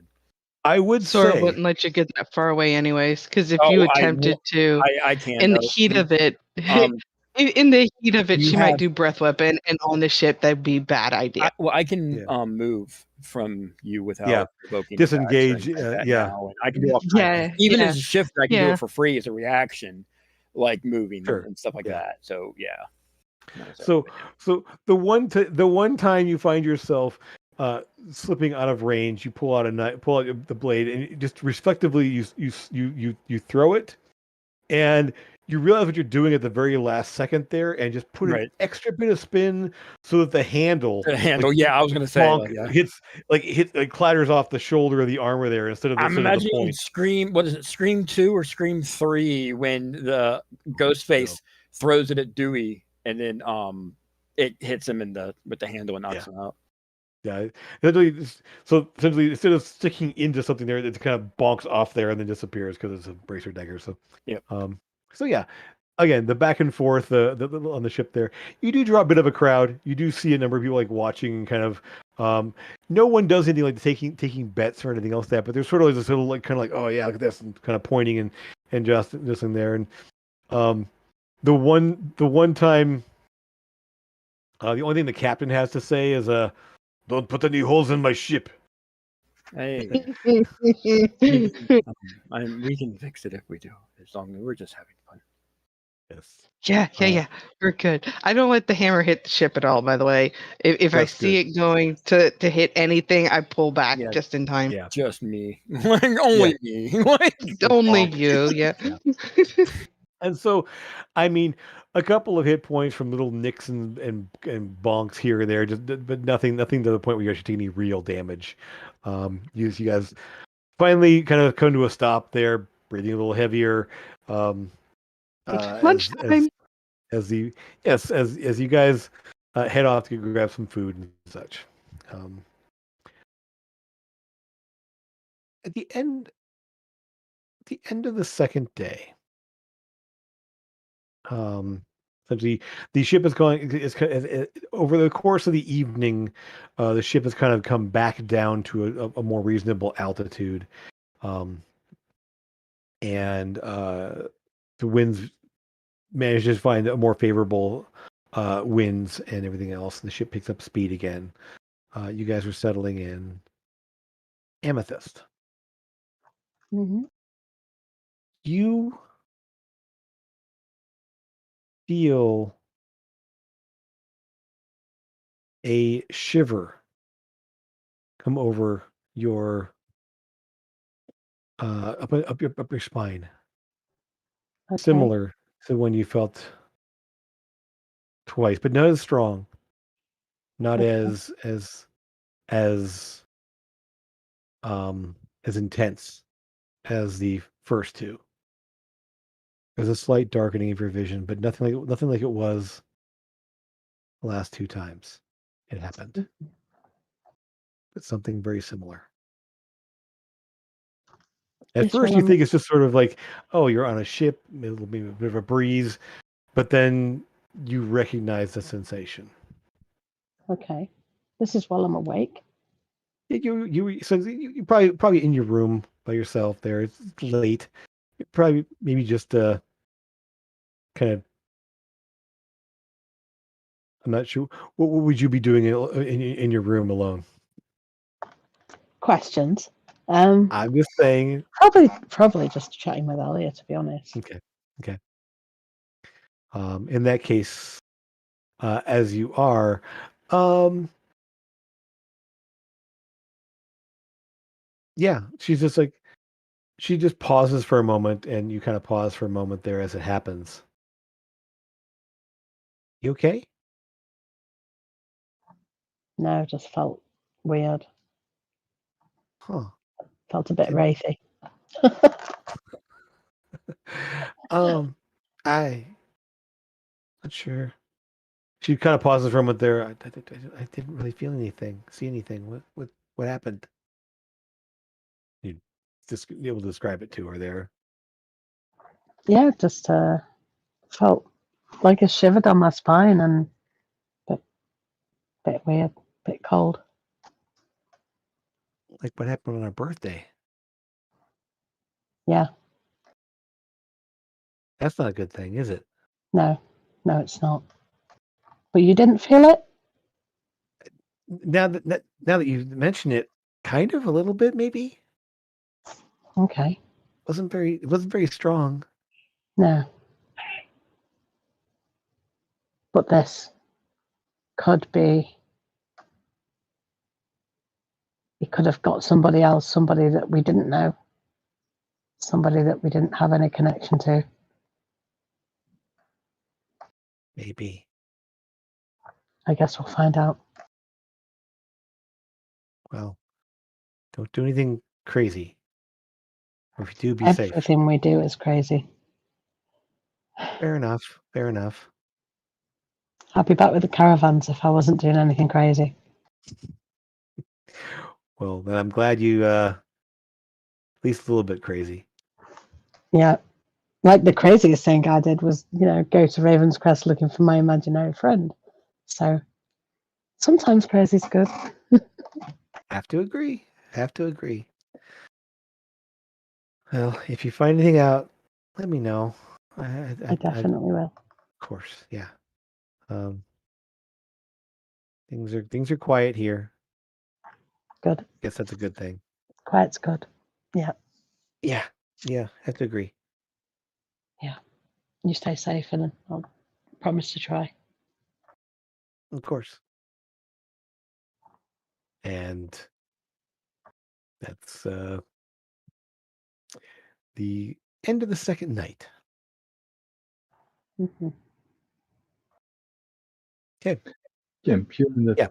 during the journey at certain points, Lucas is going to be obviously trying to do his resilient feat, so casting a concentration spell and then Sure. putting himself in situations where he has to concentrate. Sure. Okay. Um. So, describe what sort of situations you had. I was thinking when we went up high and obviously the Mhm. oxygen got a bit low, that would be one sort of thing he would Sure. be Yeah. doing. Okay. You find various ways. Essentially, something that the cook makes, it does looks pretty unsavory at some point there, or something you normally wouldn't you wouldn't normally eat. You try it anyway, and sort of like, oh, kind of. Yeah, and so yeah, whatever other ways you can think to um, force yourself to be uncomfortable. Yeah. It has been at this point a little over 24 hours. Do you want to try to scry again? Yeah, he will I try mean, again, yeah. okay. Um, Let's try with the with guy. I mean, he doesn't know he's a monk, sure. obviously. Yeah, I mean, yeah. So we'll see. I thought we knew that he was a monk. No, I don't think so. I don't think we did. Mm-mm. Fortunately, the same thing. God damn I, yep. Emerald. I. It can't always be that high, obviously. Mm-hmm. Go on, I'll switch to here again. Okay. Aha. So you get frustrated. You're like, this is not working. This is not working. Fine. And you form the image of her in your mind there. And this time, almost immediately, the mirror clears. There's uh and so actually let me ask you, where are you in your room doing this? Or are you out in the common room or up on deck? Where do you want to do this? I'll probably be in the room, yeah. Okay. It's quiet, yeah. What is strange, at first you're looking at this thinking, you kind of like glance around. It looks very similar to the room that you're currently in. Like you realize, oh, did this work? What am I? You see, you gotta look like, am I seeing my reflection? And you realize you're seeing, um, and so leading up to this, you sort of see the image come into view there, come into focus there, and you realize you're looking at her, but sort of behind her, and she is sitting at this point, sort of in at like a writing table of some kind. She's not writing currently. She's sort of just sitting there and just sort of like looking down at it. And you realize that she's in a room very similar to what you're in. However, the two things you see without having to make any checks or anything else is the fact that she's wearing not the kind of brownish plain pilgrim's attire she was wearing when you first saw her, but actual like black robes. So very, very dark colored. And the room itself is very, very dark. Like there's only a little bit of light coming in there. So you at first you're sort of like, am I in a room here? What's happening? And then you realize you're seeing her like kind of looking down at something on the table, on the writing table in front of her.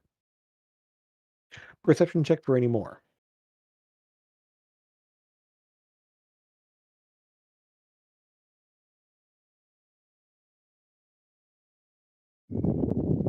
Use guidance. Yeah, you got no, because this is a concentration spell, so you would be able to guidance. You have your bracer, though. You could, Bracer. yes, I've got a bracer, yes, yeah. you could. So you activate the bracer as you sort of like kind of pass over your hand there, so that you feel the kind of the rush of guidance over you. as you essentially using the little scrying orb Nice. behind her. Sorry, You, I did by advantage by mistake. No, it's fine. The first roll's there, so it's fine. Um, so effectively, and so how long duration is 10 minutes? Okay. So you're sort of like watching her, and so she will eventually sort of like pause and kind of stretch a little bit there. And as she does, you see kind of the black braided hair, very dark, like tightly braided hair, some little baubles and such, kind of tying off the ends of the braids. And she's sort of looks around, kind of stretching her neck a bit there. And as she does, you kind of see she is looking at a book. And with a 20, I'll say that you can kind of see that there's sort of a scrawling script on it there. And um, there's just a little bit of light essentially on that kind of illuminates the book. It was one of the few sources of light in the room currently. And you see a a script that looks similar to something you can read. You can't make out the words, but you recognize the fact that it is definitely infernal script. Abyssal uses the same alphabet, but it's different words. So you can't make out the words, especially, but you could definitely can tell that it's infernal script in this book. Um, at least one like a symbol of some sort of like what would look be maybe a sort of um design or sort of little design in one part of the page there. Again, not quite enough to really see detail specifically, but definitely there's um uh some sort of infernal script and sort of little runic like design on the page there that she's looking at. You can also hear there's a creak of wood, and you will hear footsteps approach and a knock on the door.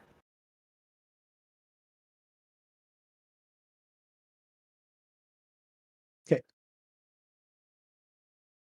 The door, she just she reaches out there, mutters something, and the door kind of flips open. Thaumaturgy can open doors. Um, and so the door flips open there, and she sort of looks over her shoulder, and your point of view sort of like swivels a bit to see the doorway. And um there is a a goblin, a shock of purple hair, um, cloak sitting there, just standing in the doorway. Hope we're not making any more stops. What was this all about? Why are we in this little rinky-dink village? What the hell? And the woman just sort of, Wraith has a path that requires him to make some stops, maybe not quite on the way. We got word that one of his quarry was in Greenhoof. That's why we had to stop there. It was a quick stop. We're on our way. Why are you so impatient to get to Dravier? I want to be off this airship. I want to have solid ground under my feet for more than 10 minutes for him to go kill somebody. The hell? We'll be there when we be there. It will take some time, but you just do your job and we'll do ours, and everything will fall into place. Fine. Just like kind of like stomps the little goblin. Well, stomps off, but very, very quietly, as this is the thief. So she sort of like huffs off for the most part there. Doesn't make a sound with her feet, and be sort of kind of grumbling and like leaves the point of view there. Just sort of pauses and looks, shaking her head. I do hope you know what you're doing. And about that time, the sensor fades away, and you see and sort of the mirror clouds, and you can't see anything else further. Okay. And right, And right about there, we're gonna first of all say Happy New Year to our folks over in the UK because I Yay! believe it is midnight there Well, we now. have one more so, minute according to my clock. But Yay. I- Happy New Year, all. yeah, we still as have the one more minute. fireworks But start there, we want to say here we Happy New go. Year to you guys over It's there. going. Yes. I don't know the countdown. There, Happy New Year, guys! Right there, for across the pond, just now. So, we're gonna go ahead and take our break. And welcome back. A quick break there, but I want to say we're ready to move back on here. Before we get started, though, one thing I just want to point out, I don't think I mentioned at the top of the stream here, this is our 1 year anniversary. We started this game almost exactly 1 year ago. And so hopefully we'll keep this going for at least another year.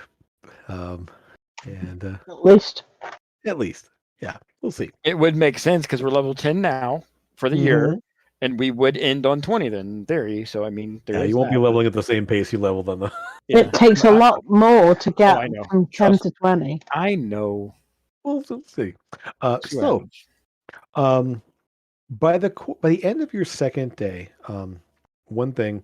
So by the morning of your third day, we'll say here, the captain is going to say that he is going to be putting down the ship for a little bit, just to land, as they are essentially. We were on the map here. Good, yeah. They are right about here now. Actually a little bit closer. So kind of south of Shorehaven, kind of on this little tip right here. And they're basically about to be going over the bay. And it's just easier to put down, let everything recharge for a little bit there, and then take off again. So they're not worrying about flying over water with there. Though he does assure you the ship can land on water and can actually sail on water because once the side sails are pulled in, but it's just not as efficient or easy, essentially. So the ship is planning to put down, actually, probably right about here as it's going to be heading across the bay, right from this point over here. Dravier is right about here, so you guys have made a pretty good amount of time in the course of 2.5, almost 3 days. Realizing that what normally would take a week and a half is probably would take you less than a week to get there, as the ship does not have to stop. Anyway, Amethyst, do you let folks know? Yeah, definitely. And Lucas, do you let folks know what you've discovered as well? Okay. Yeah. I'll be asking around if anyone knows of Greenhoof. The captain. Let's see. Let me just see. I'll make 2 rolls here. Okay. Actually, the second roll with advantage. I forgot to do that. Great. Awesome. Now I'm rolling terrible. So it's essentially what the captain doesn't recognize it off the top of his head. I'm not sure what that is specifically, but and he looks at Soleil and she's like, not sure, but I will consult the charts and such. And so she does head back into the captain's quarters, where the main maps are there. So I will find what I can and let you know. And so she doesn't know at the top of her head, but she assures you that she will consult maps and everything else and find out where that is. It can narrow it down as it's assumed that it's somewhere between here and down somewhere to the south, based on where they were flying. Oh, over the course of about half a day or so, you guys are moving along here. Sora, I need you to go ahead and roll me a d20. Just a straight up d20. Just a straight D20. Okay. Mm-hmm. Okay. Yep. It's fine. You find that the sailing is going tolerably well. You're getting a little bit of crosswinds. You're kind of buffeting the ship a little bit there, and so the captain does warn everyone to sort of anyone on deck to be very, very careful. There are some like side winds that are causing the ship to lurch a bit, and so we just want anyone getting blown overboard. And so those of you that have been spending your time up on deck, you're encouraged to move down below decks. just to make sure there's no winds that catch you. However, somewhere around after a couple of hours of being below the deck there, Solea will show up there, her long white hair and leather armor she's wearing. Um, she says, Greenhoof is um I believe, based on what I'm seeing here, Greenhoof is this village over here, is a moderate sized town or village, right over here. And so she's kind of she points to this little spot over here. Um, let's see if I one more roll for it. Um, don't know much about it specifically. It seems to be a moderate size fishing or shipping port. From what I can tell, probably not as large as Shore Haven or even Northport, but definitely um, uh, a spot there. That's at least where it is specifically.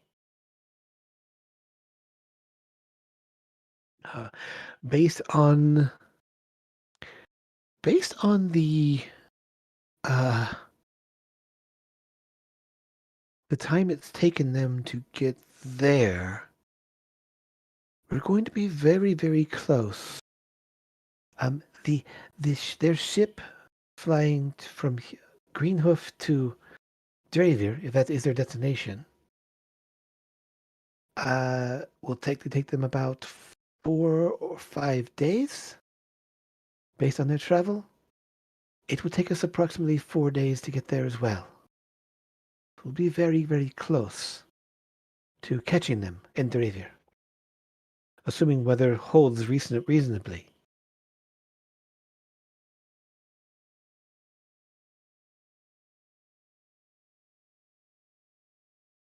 We don't want to go down to that town to see what they did, do we? We want to go straight after them. We need to go to Dravia. Yeah, There's already been straight a on. body from there anyway, so the only thing we'd find is another body like Addie's, probably. Cool. Then we'll head straight there. Okay. Right. Maybe Um, somewhere to go in future, but not right now. Yeah. All right. So, very good. We'll go ahead and continue our course, and do what we can to keep the pace. Get you to your destination, of course. And so she heads back up on deck there. Um, the wind is still howling outside, but you've but everything's still moving the way it's supposed to. There's no shots of alarm. Everyone's able to keep things going here. Anything else for the course of the third day?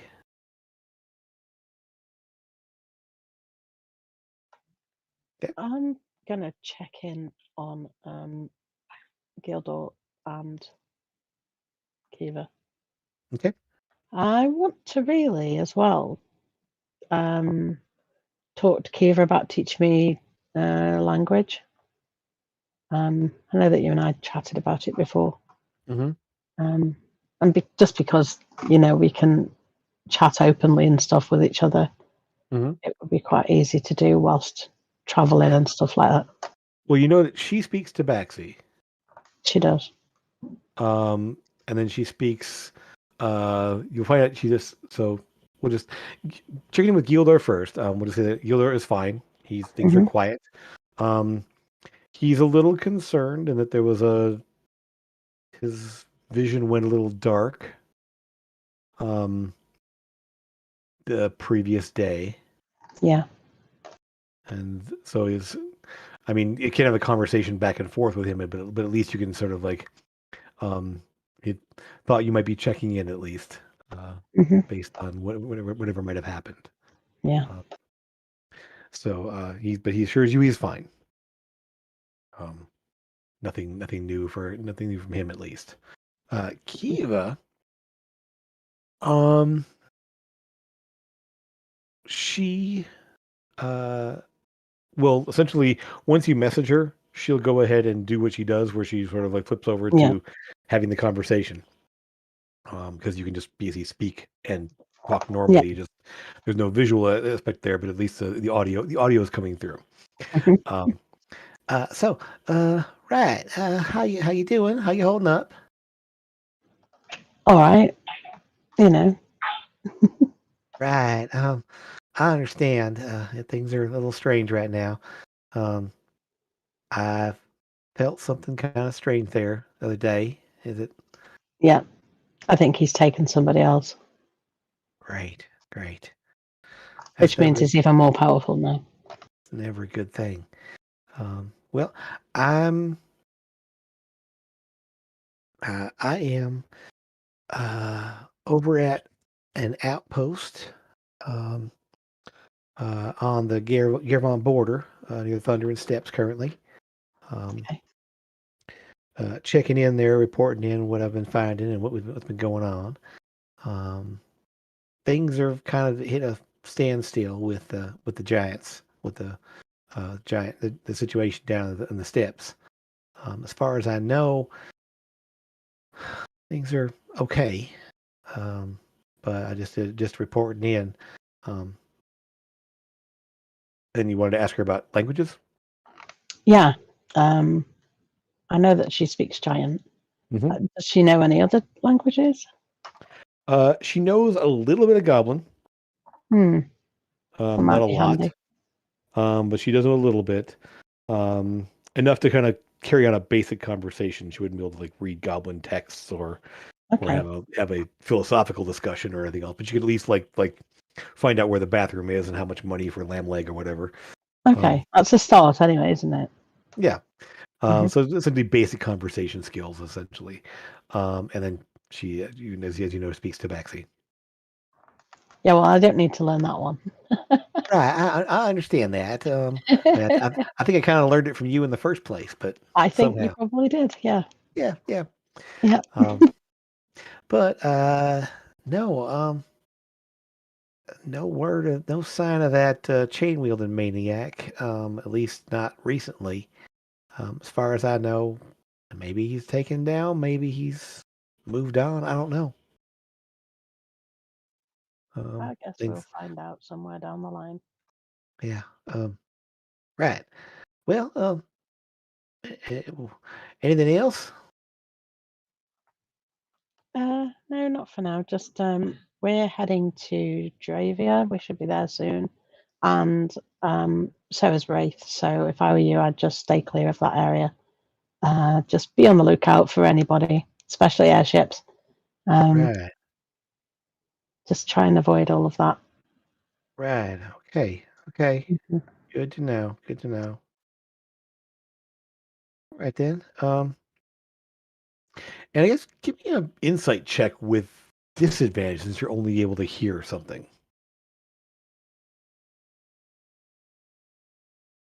Insight, did you say? Insight. I know it's a pretty good skill for you, but will be disadvantage. Never. Why is it 3 roll? That's weird. That was But weird. I yeah, rolled that's disadvantage, but it rolled 3 times. but So still, I mean, you rolled essentially a 14 and a 17, so for 24. Um, yeah, oof. So yeah, there's definitely you've never met Kiva in person. You've only had a few conversations with her or something like that. But hmm when she sort of like says, yeah, I'll stay away from there, or I'll steer clear. She's not going to steer clear. shit. I mean, she you sort of let that challenge accepted kind of thing is sort of the sound the tone you get from her voice Right, great. with a 24. Yeah, Well, then I'd be like, no, seriously. Like, if you'd seen what he did to Eddie, you would not want to be anywhere near there.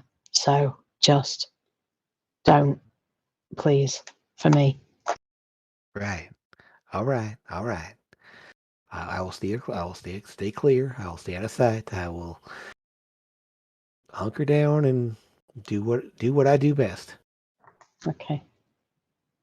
Hopefully, we'll meet soon. Hope so. Me too. All right. Um. Okay. All right. I'm having a little bit of weird snow blind issue. Ever had that issue where you have little spots in front of your eyes? Well, looking outside. Yep, like as the we- little dots almost. Yeah. Like It's little like red dots usually. 'Cause, yeah.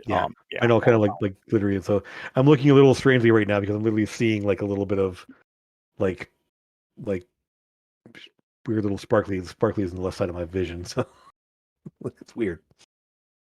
Mm. So Tim, yeah, can I send a message to Kemek? absolutely. What's your message? Just want to. The gist of it is I just want to know where he is, how he's doing, and if he's anywhere near Wraith is. Okay. Um. Well. Can't remember what his mechanic sounded like anymore off the top of my head here, but basically the gist of his response is uh, nowhere near Wraith. He's in Bilgewater still. And what he's up to is helping Borthus. He's still in Bilgewater. Yeah, he stayed up there. Mhm. I'm gonna go run and tell Amethyst that he's still in Bilgewater. We knew And- that. Yeah. Well, we knew he was there. We don't know that he was still there. It's been what, a week or so, maybe Oh. 2. Almost 3 weeks. Yeah. He lives there, Yeah. doesn't he? No, Well, he stayed there essentially when you guys left. He was Yeah. yeah, that's not where he Mm. originally called home, though. no, but no, he has not left. He is helping Borthus. He's still in Bilgewater. Okay. So, did you want me to see if he could look into seeing if anybody's feeding Wraith information about us? No, because it could be him.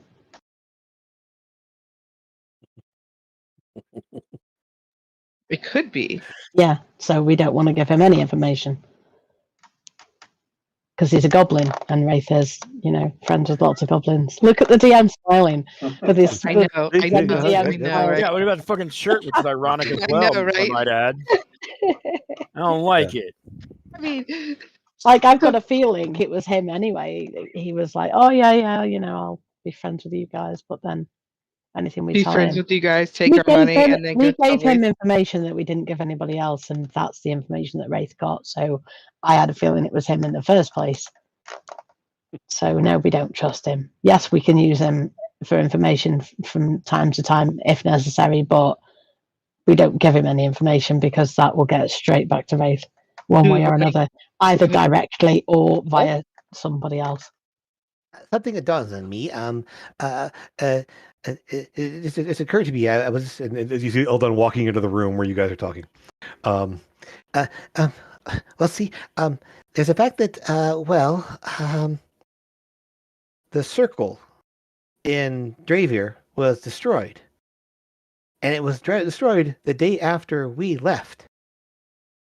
So, what if somebody told them that we were leaving and going to Dravier, and that's why they did that? Mm-hmm. He wouldn't have been with us when we were talking about going to Dravier.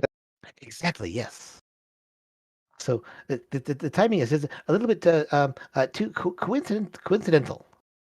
I don't think Kemek is doing what you think, but it's still good to keep that in the back of our head. It is a goblin. Maybe there's someone else. Mm-hmm. Yeah. Well, we know I'm the thinking. Trexer as well, don't we? I think there's somebody in Raven's Crest. We know that Trexer has been there. We know that Trexer's been basically everywhere. You last saw him on the ship with Raven, Yeah. with Wraith. Mm-hmm. But we don't actually know. But I'm not going to trust any of those goblins. Or, very few people I trust at all at the moment. Trust nobody. Just basically you guys. And even then, sometimes I'm like, Well, I'm going to go back to working on the humidor array. I will be back. If you need anything, I will be at the which one? We'll Aft. find you, Eldon. Don't worry, we'll find you. Thank you. The what's the front of the ship? Foredeck. The foredeck. Aft is the back. Aft back. Aft back. Yep. We'll find you if we need. Port left, starboard right. Yes, of course. And so he wanders back up to the front of the ship there, and with his tools and everything else he has with him. So, right.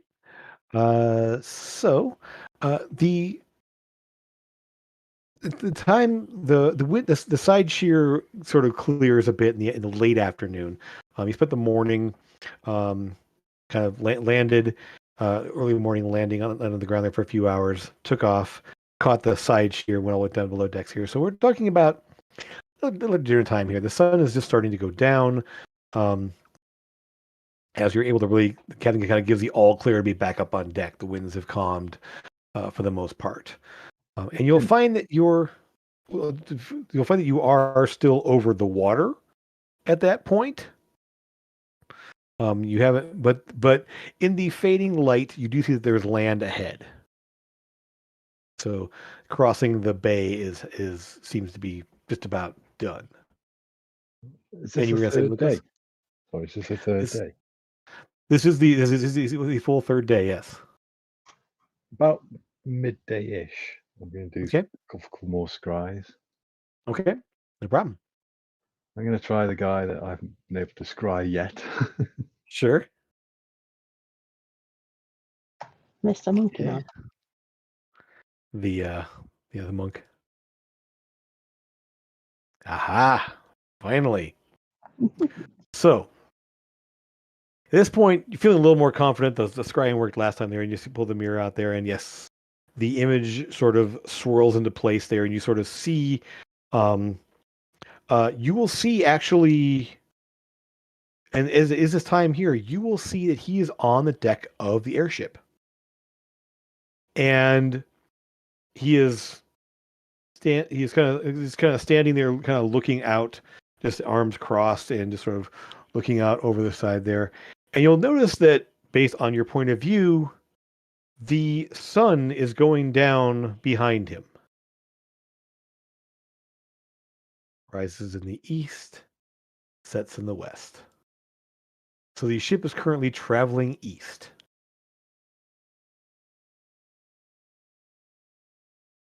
Which makes sense if they were at Greenhoof, they were traveling east to get to Draver.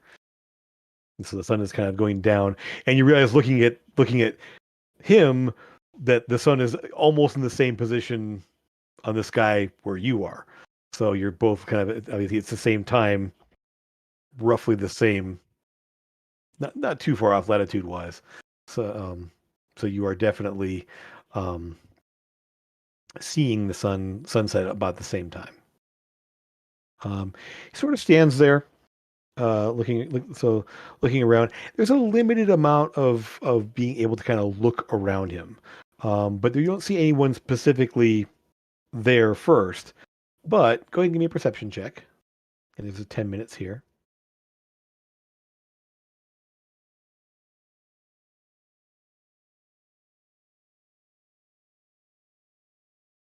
Good timing.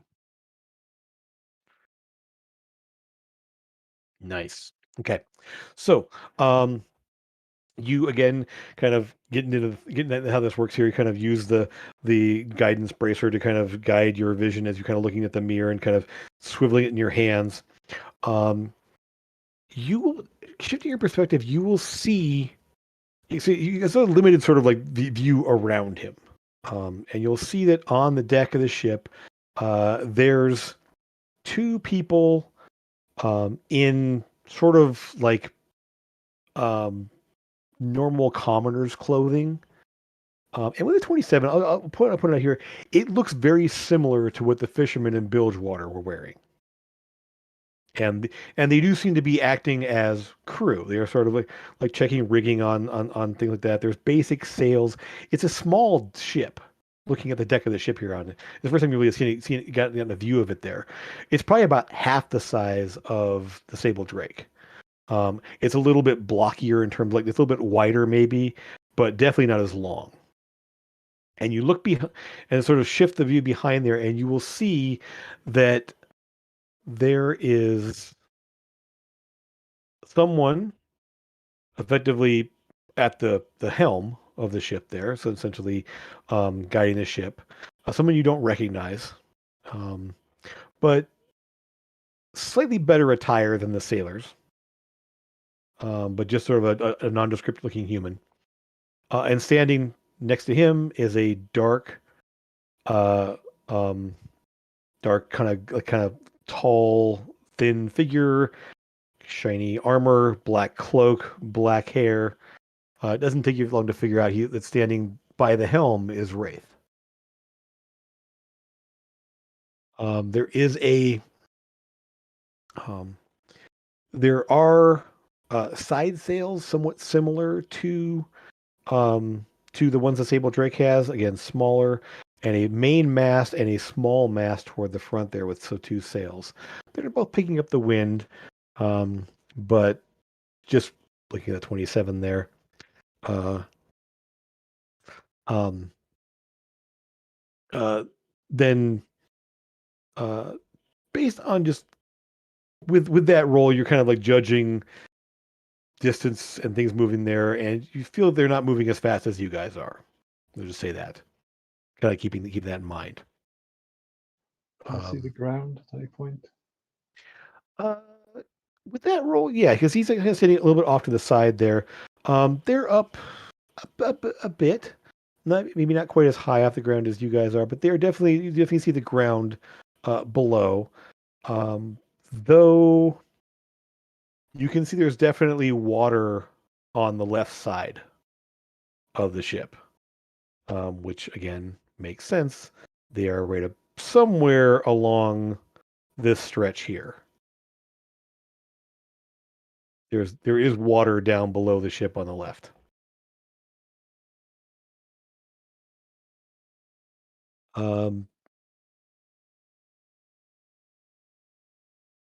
Do one more roll real quick. Okay. Lucas, one thing you will see, you will catch, and you do speak this now. You hear kind of a gruff voice in Goblin. Hey, what's that? And you can't see where the voice is coming from specifically, but you definitely hear a voice calling out, "What's that?" What would you like to do? Does the guy scrying on react to that? At that point, yeah, he sort of looks around. Yeah, I'll And drop the spell. okay, essentially, as the last thing you catch is him sort of looking up, and you hear again that thing behind you, and you drop the spell. Realizing that Leave me out, Poppins. no, sort of yeah, it not quite the right sound there.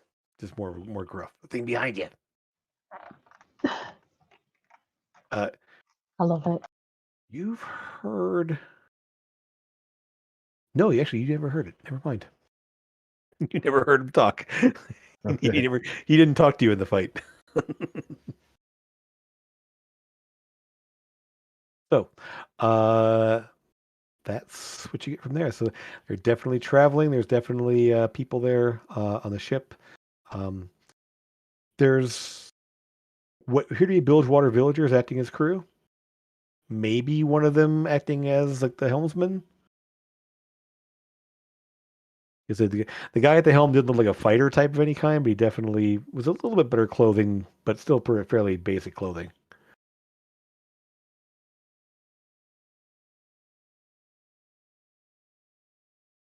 What else would you like to do?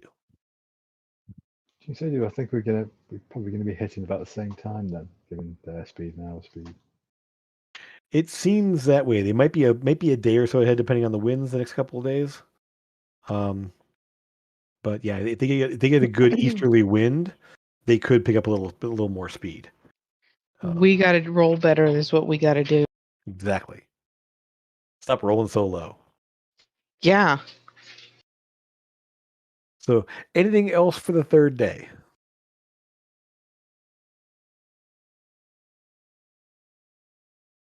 I'm trying to think. Mm-mm. There's nothing I can think about. He's just anxious to get there. Like, Sure, I of mean, course. just doing little game, maybe get everybody together to like have a conversation or like play games, something to keep us occupied in the meantime. But just Sora would spar with you again.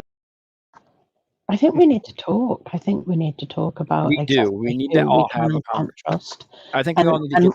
Yep. Sorry. what information we're giving out to each other whilst we are able to be heard by others. Like, we Mhm. don't know. We don't know if we can trust anybody right now. Like, even Brevillor is living in our house, and he must have overheard some stuff that we've said. And we don't know if we can trust him. We don't even know if we can trust Sebastian right now. Like, Well, I I can know tell that you he's Trevor's brother, above but table, Seb isn't going to. Well, I mean, Seb's not going to. Seb is loyal. Like he's not you don't know unless that. Jim You don't change. know Yes, that. well, You don't know that. Yeah. Tobin does he's not know gone that. for a You long you literally time. gave me Yeah, a name. that's a very See, accurate thing. Sebastian might be pissed that we put his brother in jail.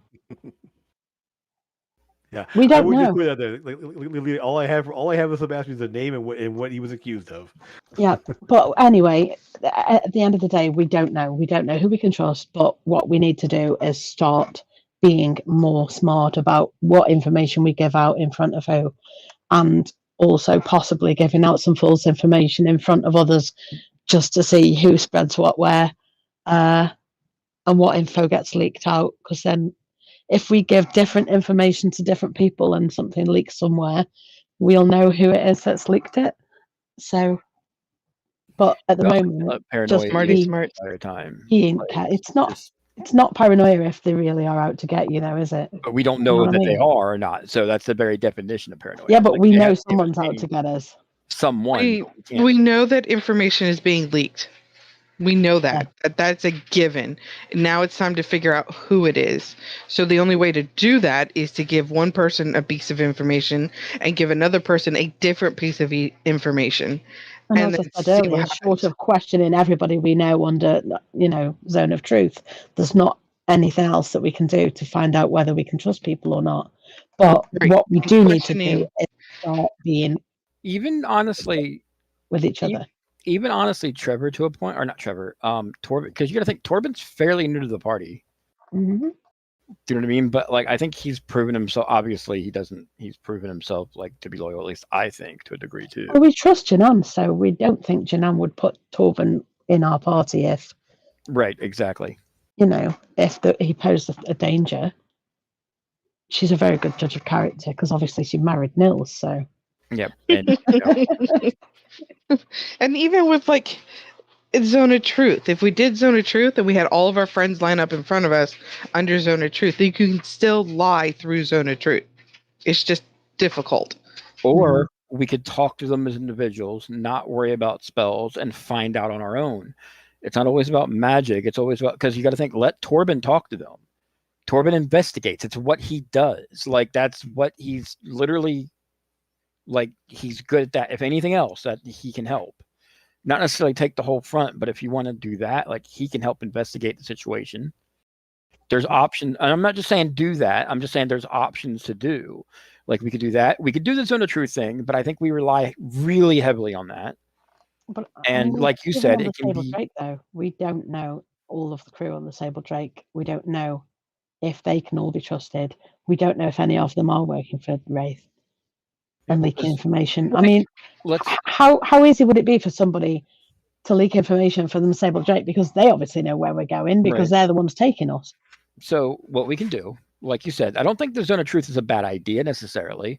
I don't want to do it. Let's talk to the captain and see what he suggests, because he knows at this point he knows there's a leak, right? I don't know So that the captain knows that there's a leak. right. So let's talk to him and see what we suggest at this point, or what he suggests. If you want to line every crew member up in zone of truth, so be it. No, I But if don't we want to think, do that. That's what I'm saying. Yeah, okay. I 'Cause don't want to do that because that's the definition of paranoia. right. I don't want to do that. What I want to do is have you or somebody do some investigation, you specifically because you're good at it, do some investigation to finding out who these people are, and then if that doesn't pan out anything, give out some false truths. What we do need to find out is who gave out the order for the circle in Dravia to be destroyed. But I don't think we can do that from here on the ship that we're on. No, but we're going to Dravia, aren't we? Yeah. We need to try and find out If as you much want, of that as possible. Trevor can. Oh, sorry, I interrupted again. I'm looking at the camera this time, so I can actually like look at people and see if we get to once we get to Dravier, it does mean splitting the party and letting Torben go off on his own to get this information. No. So that's the other issue we're having. I understand. We're not splitting any party. I understand. I was just telling you that that's how it would have to work. If we're going to let him get information so that we know all that stuff, he would have to do it on his own. There's no way Sora could go with him. No way she could go with him. I guarantee you, Torben is more than equipped to deal with it on his own. As long as we're in a city, like we're not out in the wild, we're not. But now, if I can tell you now, if Wraith is near there, it's a bad idea to do it then, because he would love to isolate us, and I know that absolutely. But right now, he's on a ship, and so are we. And he's on a ship on his way to Dravia, right ahead of us. So. There's no way for us to get the information we're looking for right now ahead of time. We just have to roll better and get there I'm faster. not talking about getting it ahead of time. I'm talking about getting it at some point, and in the time being careful what we say in front of what people. Here's what's just talking as a party and making sure nobody else can hear.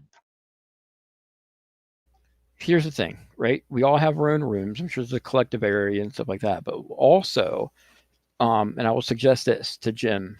Torben can go to people individually and talk to them. Not necessarily like he's what's the word I'm looking for? Interrogating. Just find out information. I would like to point out here that Torben's skills are not talking to people. Yeah, no, his charisma is garbage. Yes. So trying to get information through talking situations. Yeah. What I'm saying is that you have good insights. You can get a read on people who are talking to someone else. You can also sneak in and check things out. Yep. Without being noticed. So you're more of a physical observer of things, not a talk to someone. Yeah, he's not the that would be me. Lucas. The ultimate bard, yes. Or me. Yeah, and you want to talk to him. Yes. Okay. So you want to talk to the captain first? Or you want to talk to start moving around here? What's your plan here? We can talk to the captain and say that you're not going to let the captain know what you're doing first. No, I was thinking, how do you know he isn't the captain? That is true. Just talk to the captain and say we think someone's leaking, blah blah blah. Get a conversation going and see what. Take a read on him first.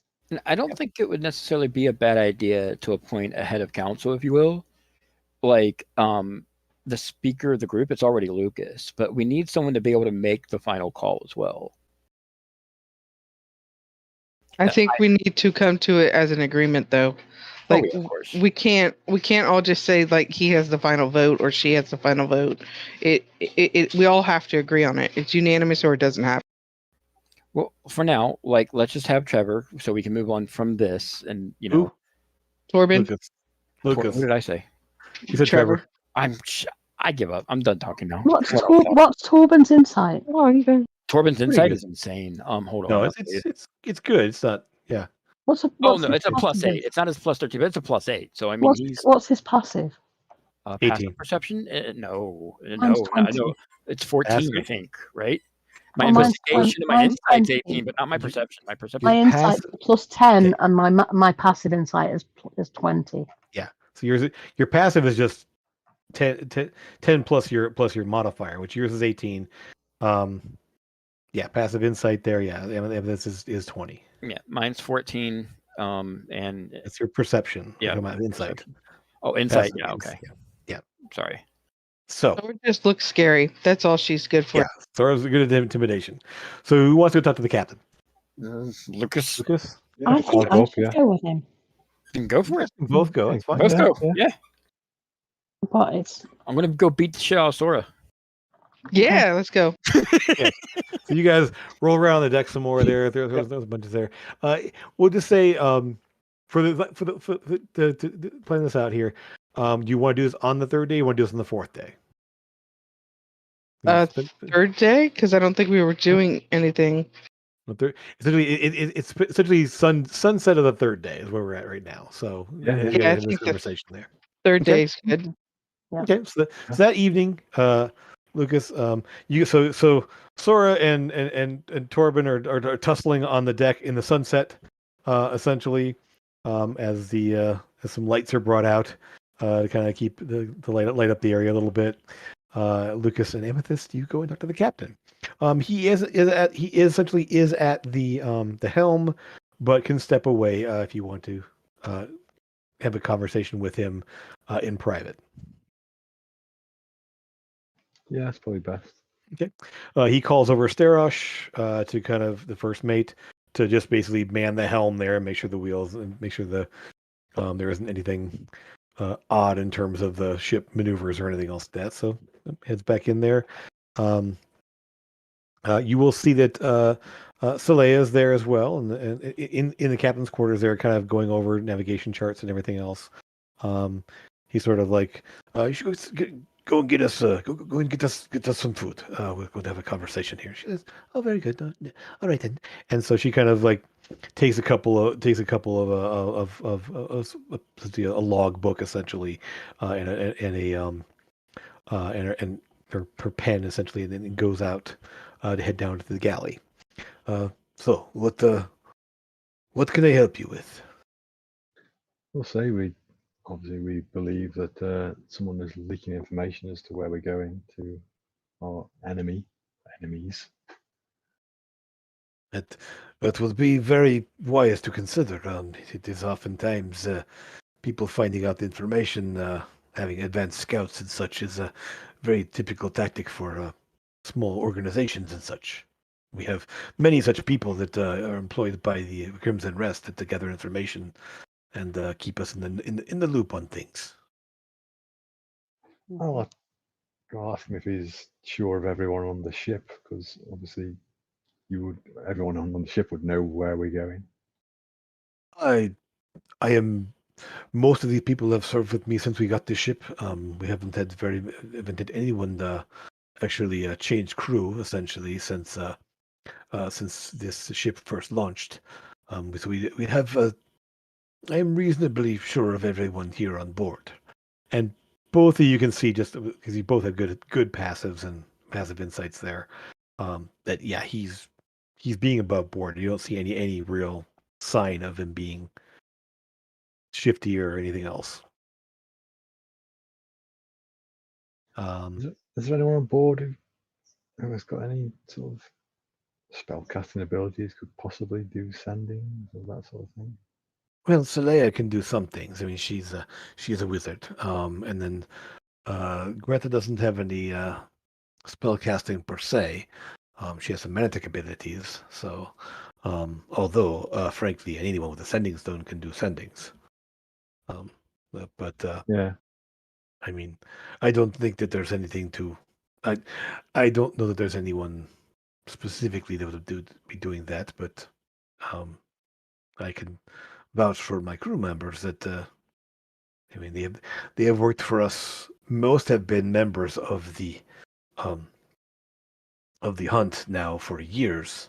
Some of the more recent ones, once this ship was commissioned and launched, some then joined the team then.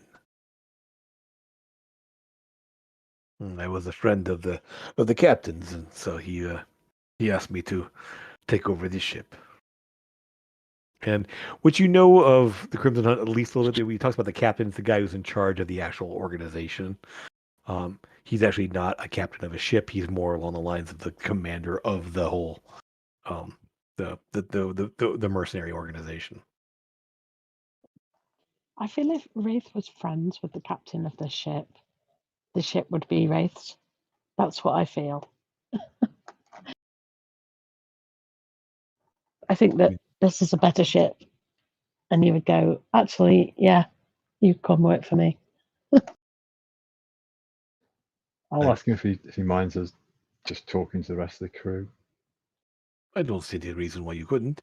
As I said, I can vouch for almost all of them that have either served with them or known them for years. The When only you ones say almost all, well, I mean, many I have served with in the hunt for time. That some were hired on. The David and Jameer. They came on when we hired them when we commissioned the ship itself. Originally from the little Karoon. They're not Scarlowan as most of the other members of the ship, the crew are.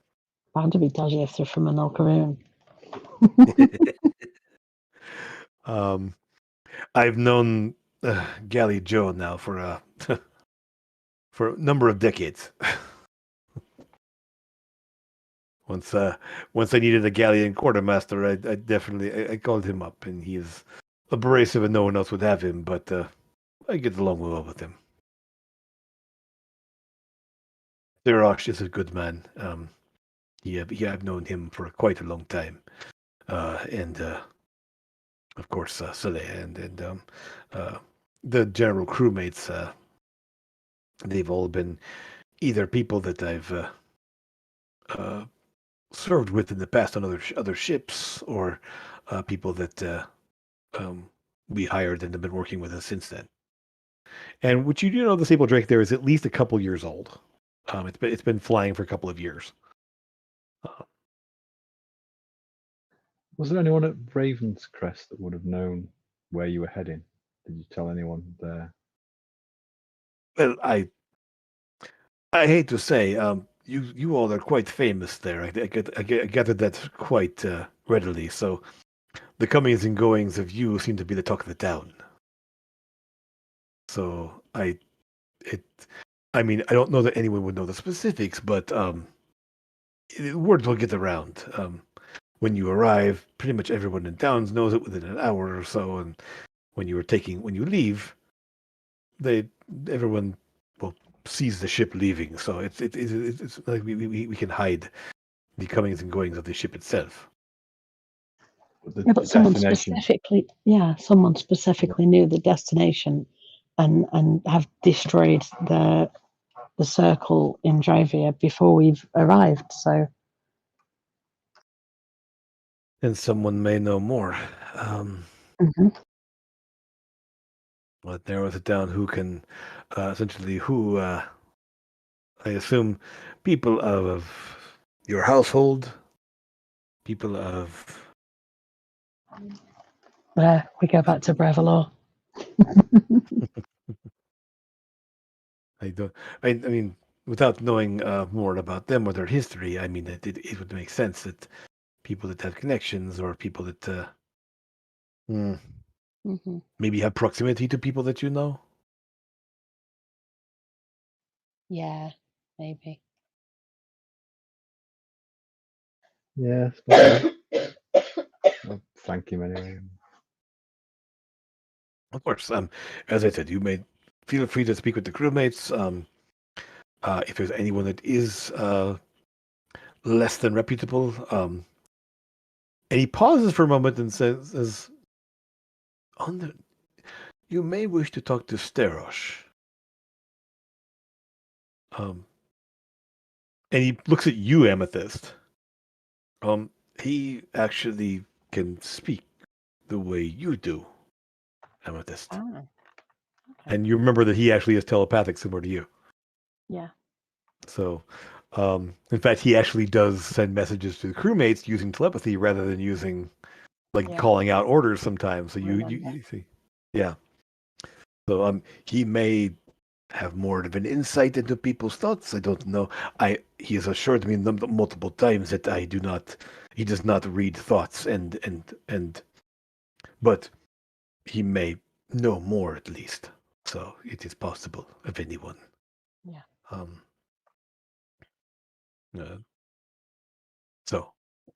Is there anything else?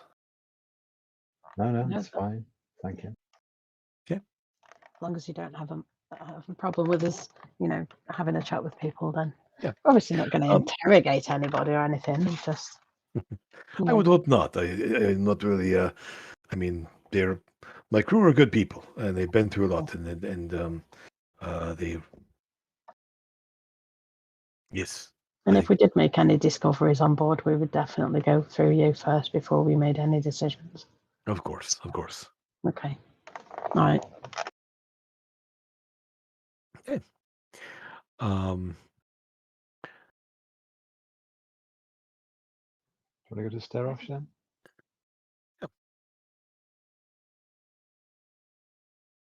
okay. So, speaking with Starosh, I mean, he said he took over at the helm there, so the captain will come up and relieve him. He's kind of stepped up to the side there. If you want to talk to him, he's essentially up on the deck. Just the captain and him up on the main deck of the ship there.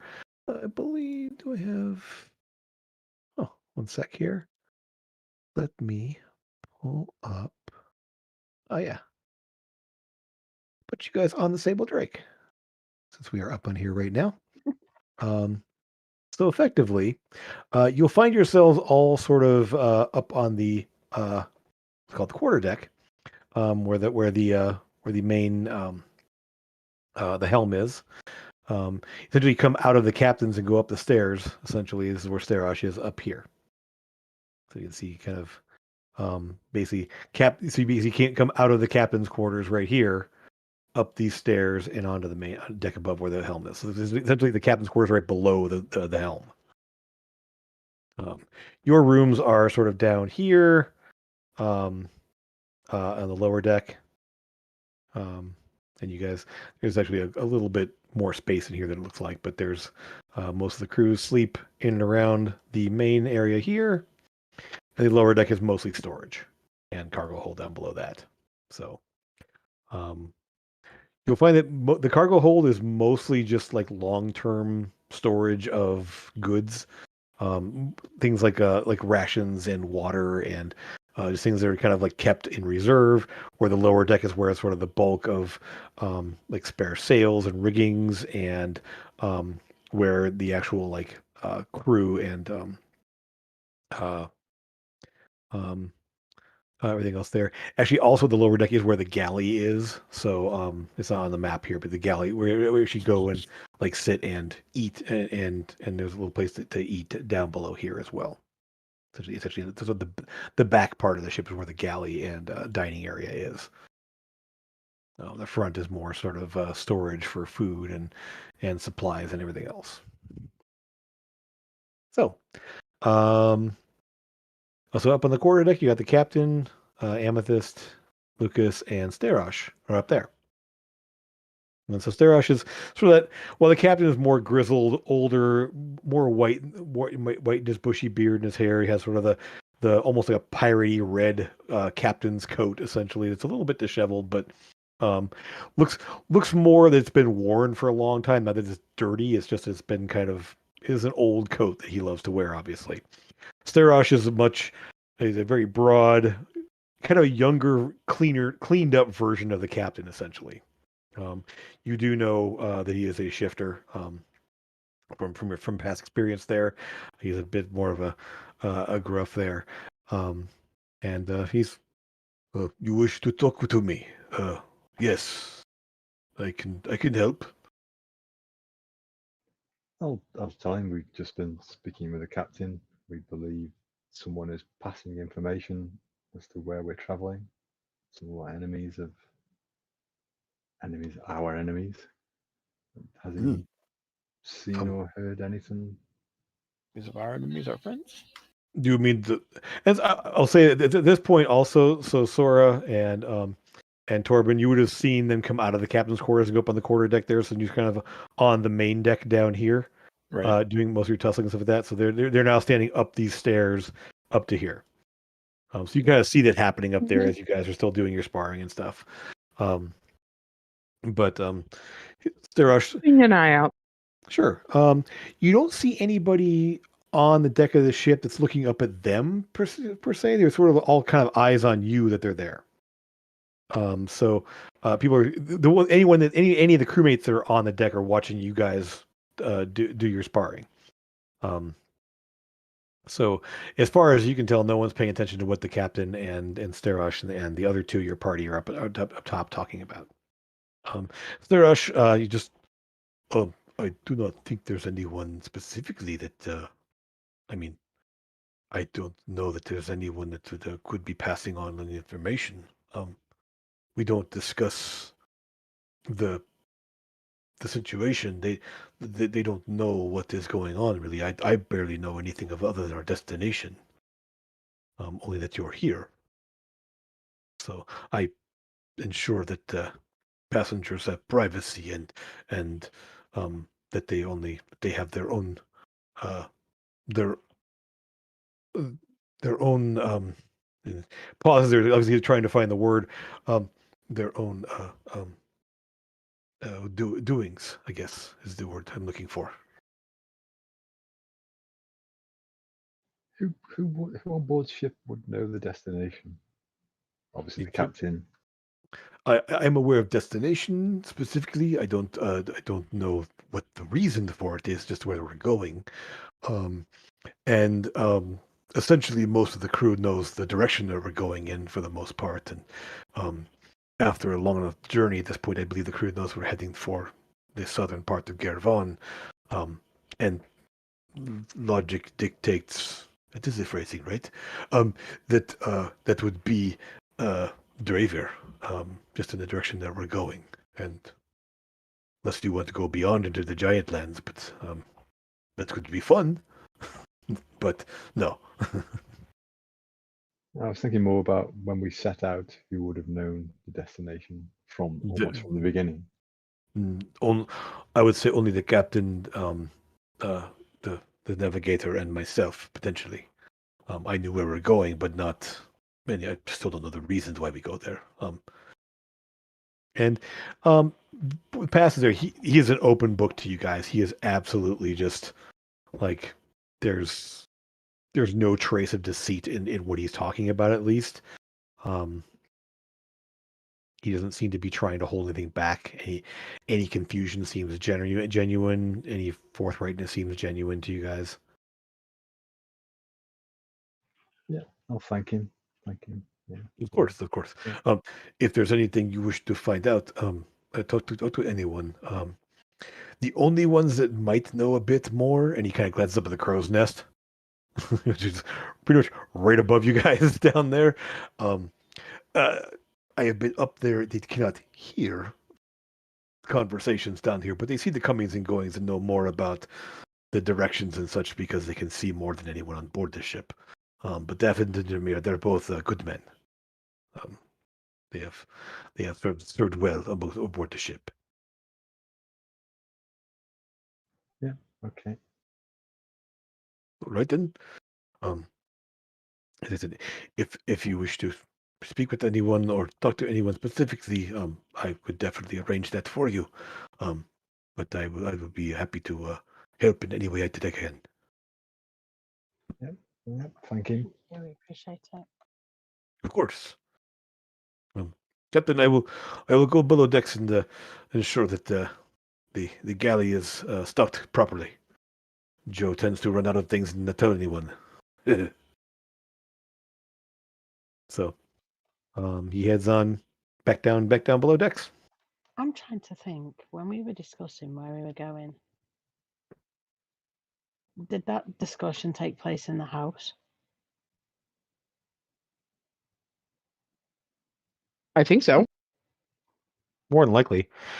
You guys didn't really go anywhere in town when you were there. No. All right, excuse me. I'm really starting to suspect Brevalor.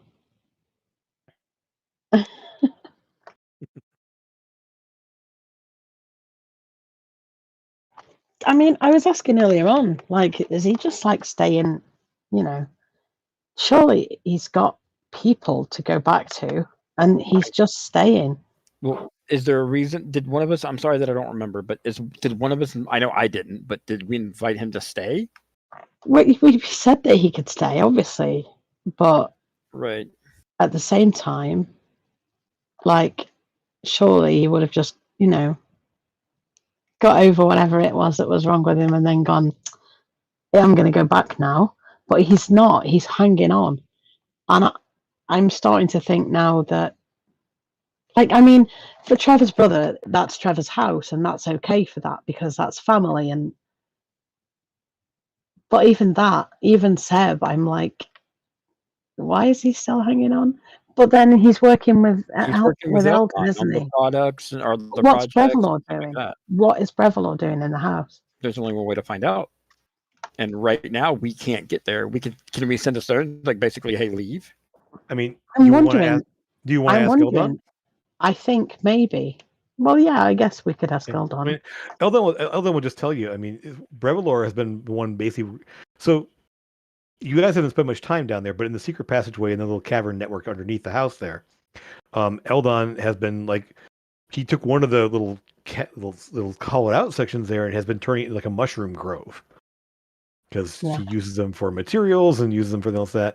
And he will say that Brevillor, being an herbalist and being someone there, has been helping out tending to those and kind of things. And any of the alchemical mixtures that Eldon's been working on, Brevillor has been helping with.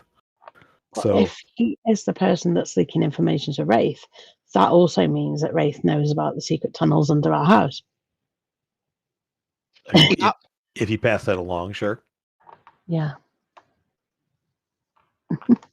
But don't forget the secret tunnel is sealed up on the other side. This is true. Gilby did tell it. And if you check out there, yes, the tunnel is collapsed at the other end of it there, completely. And so, because Gilby, the syndicate member who lives the street over there, has essentially explained why, because they sent people down there, they all disappeared and got turned into zombies. Yeah, absolutely. So they collapsed the tunnel and sealed up the door, saying we're not going over there anymore. And then you guys moved in, and there was the syndicate seems to have at least stayed clear of you. Mm-hmm.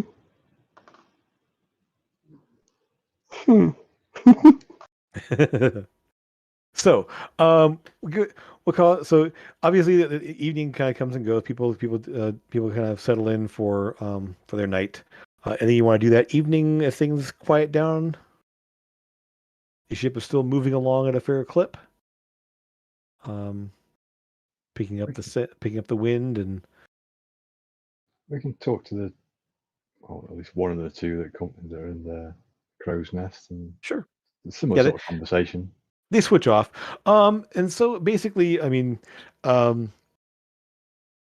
they both seem to be, they will, since you're actually coming to the conversation, they will inquire what happened to Trevor. And so, because no one's really talked about it with them or anything like that, because Trevor, when he was on board the ship there, spent almost all of his time up in the crow's nest talking with them. Mm-hmm. And so kind of obviously upset or saddened at least that he's not with you guys currently, and that's unfortunate. They don't press for details. They don't ask you like, well, why but the fact that he's not there, it's like, well, I hope that he's okay. He was a good person to have with us. He's okay. He's a Good. good person. He's just had to go and take care of something for a while. You will find that neither of them man the crow's nest at night because they are both humans. They don't have dark vision, so they can't do much at nighttime anyway. So they do basically take shifts throughout the daytime, essentially taking Daffod taking the morning shift and Jameer taking the afternoon to evening shift. And so you're able to talk to both of them if you wish. But Lucas, their accent definitely places them as an old Karoon. They have sort of this darker skin, typical of a lot of the human folk in an El Karoon. Both dark hair, brown eyes. Actually, Jameer has blue eyes, as opposed to brown eyes for Daffod, who seems to be the older of the two. And yeah, any specific questions or just same line of questioning? Same thing, have they seen anything? Obviously, they can see a lot from the crow's nest. We see more than you think. We've watched could see the sparring taking place there. It was very fun watching the blue scaled one and the little shiftier one there rolling around. and uh, I swear that the smaller one there, the sneaky one there, was able to grow fur and shift it and move around. It was, um, I mean, not He does, uncommon on not uncommon on this ship. I mean, Sterosh does yeah, it sometimes when he gets angry. he does do a little raccoon thing, yeah. They were stop me if I'm wrong. They're Daffod and Demir, right? David and Jameer, yes, yeah, Jamir. I yeah, had DAM. Okay, thank you. yeah, yeah. JAMIR. Mhm. Okay, thank Yeah, you. yep. So yeah, and essentially, yeah. So but other than that, we can see that the captain's working. We can see, um, I mean, what's happening on the deck at least, and I think we tend to be fairly observant. So I think that it is a matter of being able to um, keep tabs on things. But we do know where we're going because we can see it coming a long ways off, um, and essentially, we we've been through the area there. We spent time um, in and around southern Kirivon before we went north and joined up with the ship crews up there, and eventually got hired on here. Been on airships and water ships alike. Very strange and for people from desert climate, but all this water is very strange. But it Yeah, takes something to get used to. definitely. And terribly cold, but very brisk and energetic, and it keeps the blood pumping. Say the same sort of thing every time we think someone's passing information to bad people about where we're going. And that's what we had. I don't think it. I hope there's no one here. But um, I don't know. I talked to the captain and Sterosh already. Yes, at this point, since the two of them were, Jameer was actually still up at the crow's nest when you were talking there. So you mentioned that. Yes, I saw you talking to them. So I think that um, I wondered what the conversation was. It seemed pretty serious, but no, I think everything is fine. I don't know. Oop, lost Trevor there. I lost Corbin there. Be back in a moment, I'm sure. I think he pressed something accidentally. Oh, maybe. He called me accidentally. He'll be back in a second. Okay. So, you will keep an eye out things, and I mean, most of our deckhands are fairly I don't know what I just press the got on a button phone there. call Yes. with Bernie. Apparently, Yeah, apparently. that Okay. wasn't on purpose. Anyway, sorry guys. It's So- time for an answering. Restart your camera. Oh goody. Oh, we're all Am I good. good? Cool. Testing. Yep. All Awesome. Sorry guys. good. Worries. So they both agree to kind of keep an eye on things and keep watch for stuff. But for the most part, there's not a lot they can't really hear much from up there, but they can see what's happening on the deck at least. And let me just see if the only person we never see at all is Joe. He never comes up on deck. So um, if anyone's speaking with him, he'd be the person we would have to um, we'd have to suspect of things. But Joe doesn't talk to anyone really. Um, he's kind of an ornery old crazy weirdo. But he does make good food. Mm. And you're both kind of dubious because none of the food you've had from Joe has been what you would call good, decent, but not good. So what passes for good for these guys must be pretty impressive. Um, Yeah, thank them for their time. Yeah. Yep. right? Yeah. So we'll at least call. Unless there's anything else for that evening, we can go to the next morning. No, that's No, fine. no. Right. In that case, we'll call Lucas. Your turn. Give me a roll a d20 for me.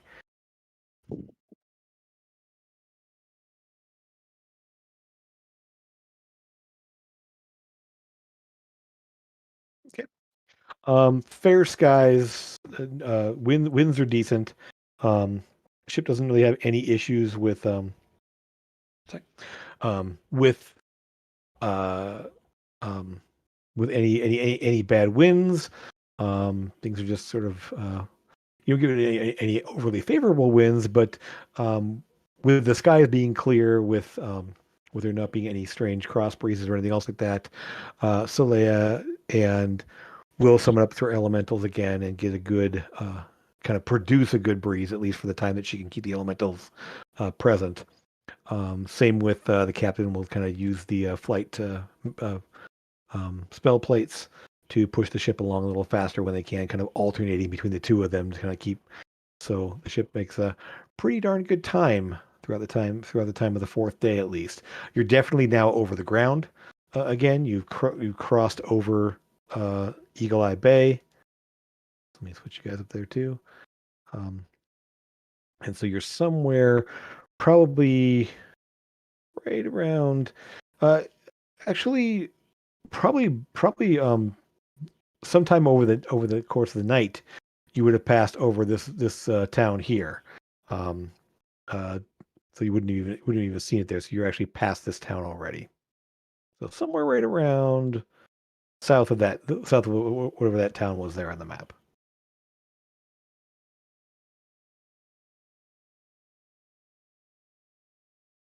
Anything else for the fourth day? Any more scrying? Any more sending? Any more checking in with folks?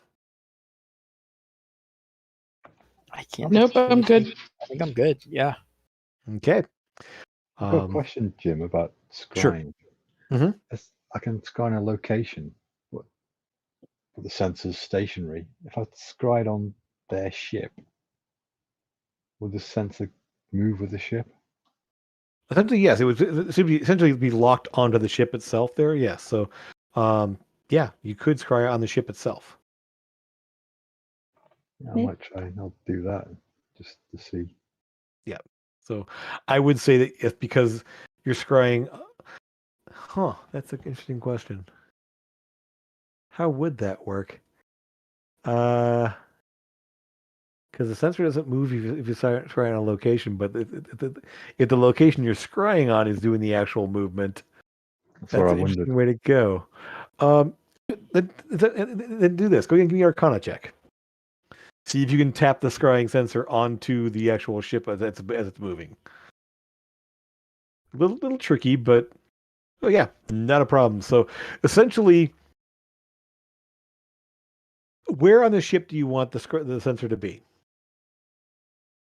Like what part of the ship do you want it to be on? Somewhere that's not noticeable is what I was thinking. Okay. Crow's nest is right in the center, close to it. Yeah, if I can do it on the Yeah. crow's nest. Wouldn't there be an observant person in the crow's nest, though? Yeah, but like under the crow's nest. Right, exactly. Okay. Not the Down. crow's itself, but like yeah. Okay. So yeah, with 27 there, you sort of scry on the ship.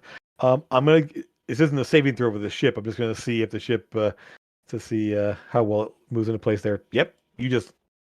So essentially you from what you saw on the deck of the ship there, and where the guy looked up at the crow's nest, you realize that you can kind of get an idea of what the deck of the ship looks like there, and you move the mirror, it swirls into place there, and the sensor seems to appear kind of like looking down on the deck of the ship.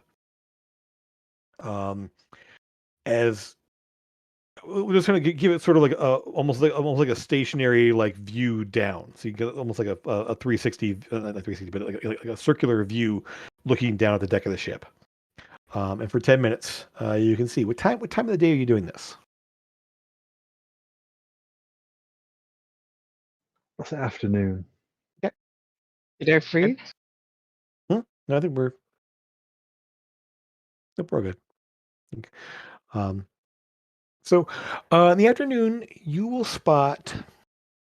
not see Wraith. I will say that right now. Brightest part of the day. It is very sunny. Doesn't seem to be out in the daytime so much. You will see that same sort of crew, the same helmsman there at the steering, at the aft part of the ship. You'll see the same, only two crew members walking around the deck there. Although, let me just see. You will spot at one point a human walking up on the deck that's not dressed like them. They're dressed in what look like leather apron overall, kind of like here. They have essentially a box with them, and there is a goblin escorting that person. You realize is one of the missing mana technicians who's walking up on deck, who heads up toward the helm and is looking at things up at the controls up around the helm, making some adjustments, checking things out. And so you see, there was a human and a dwarf that were there, a human male and a dwarf female, that had gone missing. And looking at this person, they have the look. Obviously, they're working on the helms. They're doing manatech type repairs and such. And so you do spot that. Other than that, in the 10 minutes, let's see. You will see about 8 minutes into your viewing there, you will see the monk step out on the deck and just sort of like takes his position almost the same place he was before, just sort of like looking at just sort of looking around. And there's almost no talking amongst these people. Like they're just doing about their business, doing things there. Just kind of keeping an eye on things, but this the monks are sort of silently like looking out over the view there. And I will say, give me a perception check then, because you haven't done that yet to see any more details. Me as well. No, this is Lucas. Oh, got it. Through his, Sorry. yeah, Yep. through the scrying. Okay. You will catch view of the ground moving below, and you do not really catch water off to the side any longer. It's definitely land on both sides that you can see.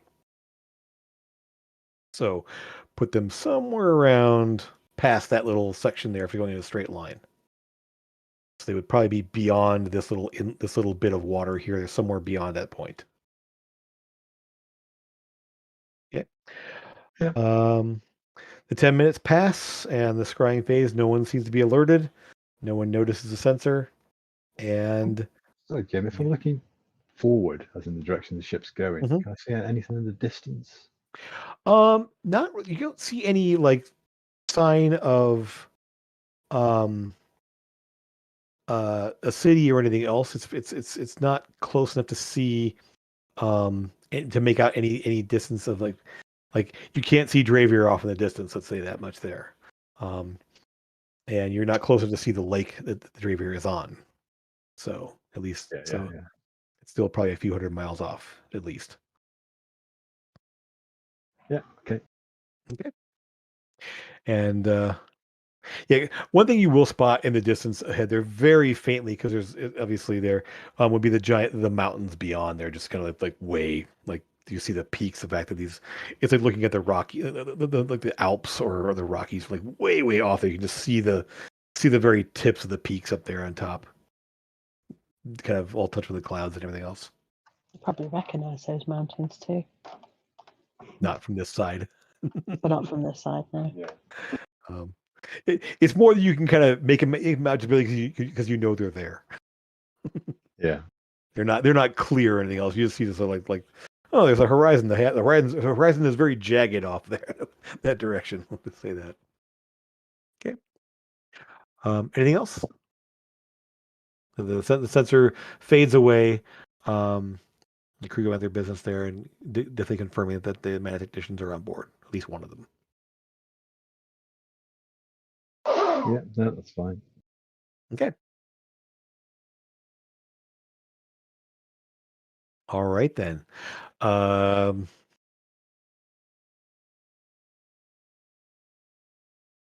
Let's see.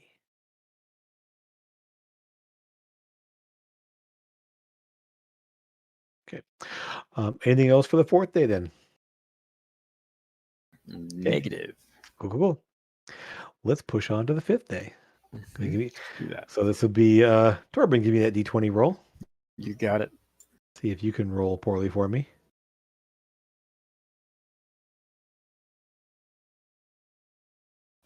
No, that's going to be luck on that one. Okay. No, there No, is we no can't. luck on this roll. This is the Okay, encounter fine. roll.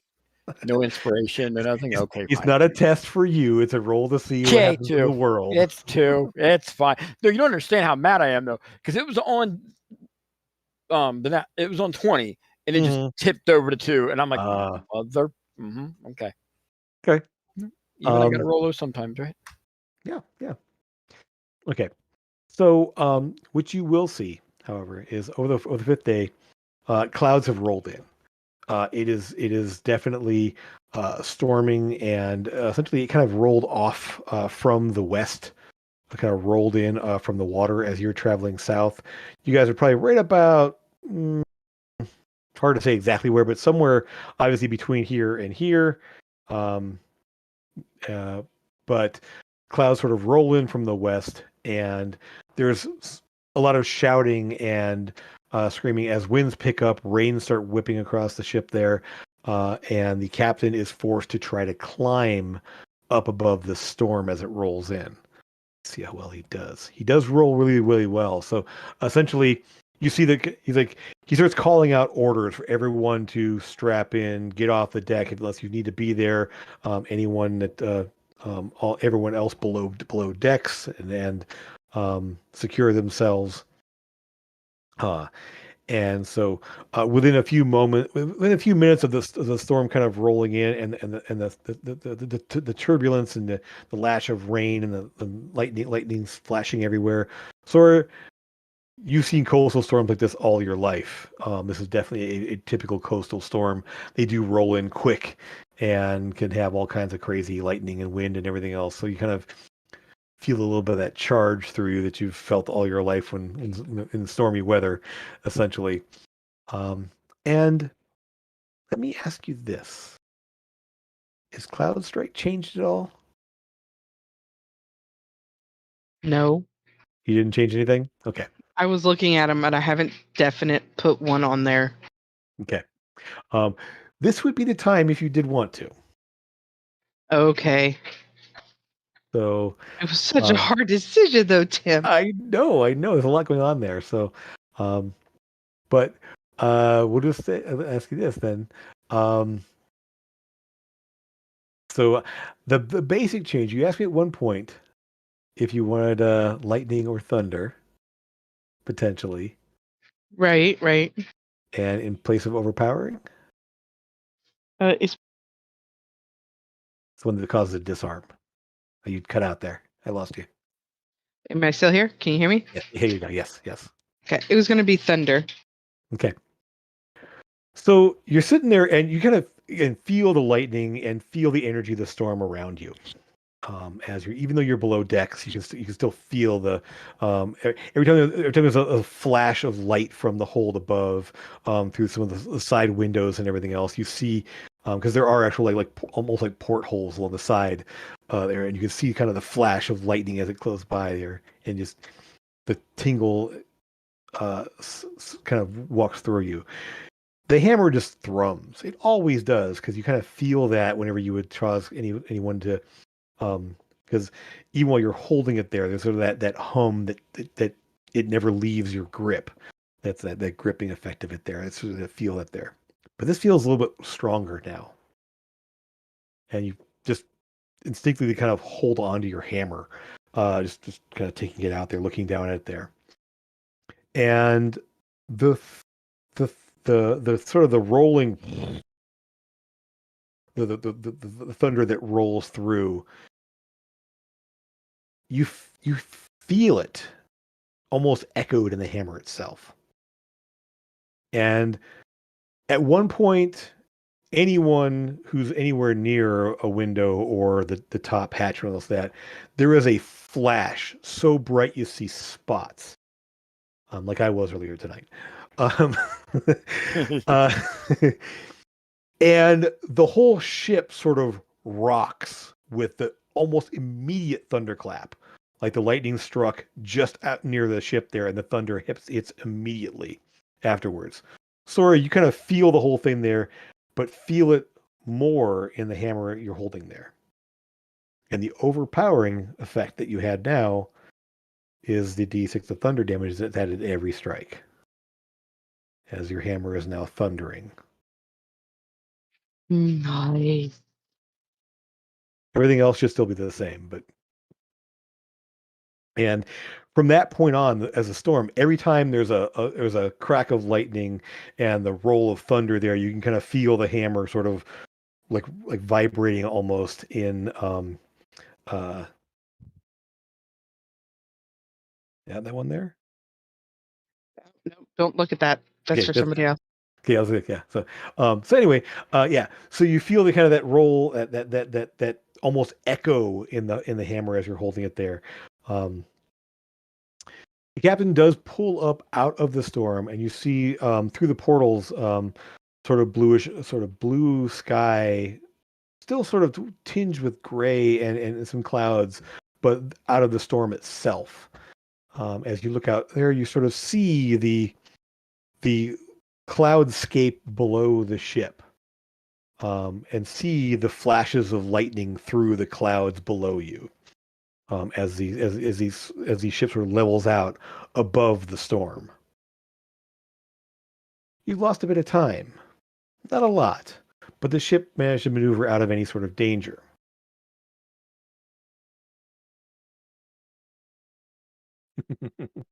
I'll stop that. Don't tell me what to goddamn do. So, after a time, you see sort of that rolling storm below you starts to kind of fade out a little bit into more whiter, puffier clouds as obviously the lightning and thunder fades off in the distance behind you. The captain, actually through Sterosh, actually is the one that kind of, it is all right. We should be able to go move about and we're going back down to the clouds though, so you may want to stay down below decks until we're not uh, dealing with too much moisture and such. It will be rather wet out on the deck there until we get through. And one thing. Does everyone follow their advice and stay below decks? I mean, Yeah. Do I have to be below deck? You don't. They're not going to stop you if you want to go out. Yeah, I'm gonna be out there playing with the thunder and lightning. Okay. Mm-mm. Okay. So yeah. So the Baxi stays out of the rain. I will definitely stay out of the rain. Lucas, the desert boy, doesn't want to go out in the in the misty, cold, somewhat cold air. Torben, do you want to stay below too, or you want to go back out? not really. I want to go above Okay. deck. So you go above there. So Yeah. the two of you will see a rather interesting sight as you start to kind of move down through. The sky goes from a bluish, kind of wispy clouds above you there to just white. Like you can't see anything beyond the decks there, and you just see this rush of almost like moving through fog almost. But it's very very cold, and that you're quickly almost drenched by the water vapor and everything else, the cloud that you're passing through. You glance up at the helm, however, and you see there is an invisible dome, or a somewhat translucent dome, over top of the helm, where Captain Anthos and Saleya are sitting in a tiny hut out on the deck of the ship. They're able to steer without worrying about the weather around them. That's So so spiffy. they are clean and dry and safe in a tiny hut on the deck of the where the helm of the ship is. So as you kind of plow on through there, you do come out, and so the water vapor picks up there. You do get pretty soaked if you're out there for any length of time. Um, uh, Story, you can definitely hear and see the flashes of lightning behind the ship, deeper in the clouds that sort of light up occasionally, almost like it's almost like a wall behind you that's sort of dark. And occasionally you just hear the faint thunder and see the flash of lightning through the clouds there as you go on there, the kind of clouds lighting up around you. Eventually, after maybe 15, 20 minutes or so, you break through the cloud cover and you now see the kind of the ground down below you. You could just barely see in the sort of and there's very little sunlight now. It's kind of dark underneath the cloud here, as there's no sunlight penetrating through. You can just barely see the glitter of blue in the distance, and you kind of get disoriented for a minute and realize you're probably looking at the massive lake that's known as Lake Golden Boulder. Still in the distance there, but just sort of like this barely um, set out there. The hillsides up on the one side there, but this sort of stretched, almost crescent-shaped lake down below.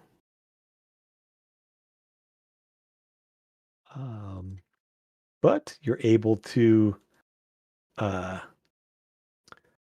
um, keep on deck of the ship there. The captain's a little bit worried at first there, but obviously Torba with the spider climbing can't be blown off there.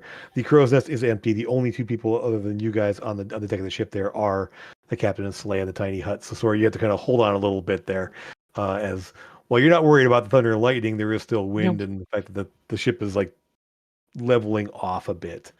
Is he pitching? Yeah, okay, they're pitching. All right, I got it. Yep. I'll tie myself off with a rope. I'll be all right. Sora's Thora. Sora.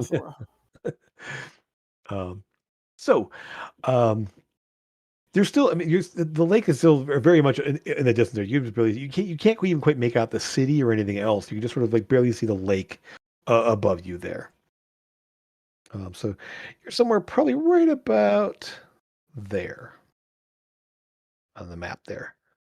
And the lake still being a few hundred miles south of you there, but the altitude you're at there, because the ground is far below you. You are way up high at this point there. It's probably the highest you've definitely ever been, as opposed, because I mean, probably a couple thousand feet up.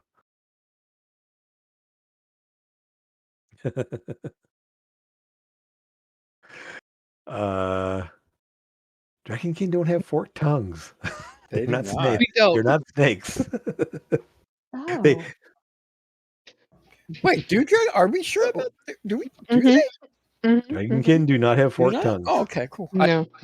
I've never been Dragonborn ever. Yeah, well, in this world, Dragon because right, because yeah, they're That's the interbred with humans, so they do not suddenly gain forked tongues. So, the ship levels off there, and while it's still overcast above, you're able to see the ground being clear there. It's a little bit windy, but not like it was on that day with the crosswinds. You do, however, Torben and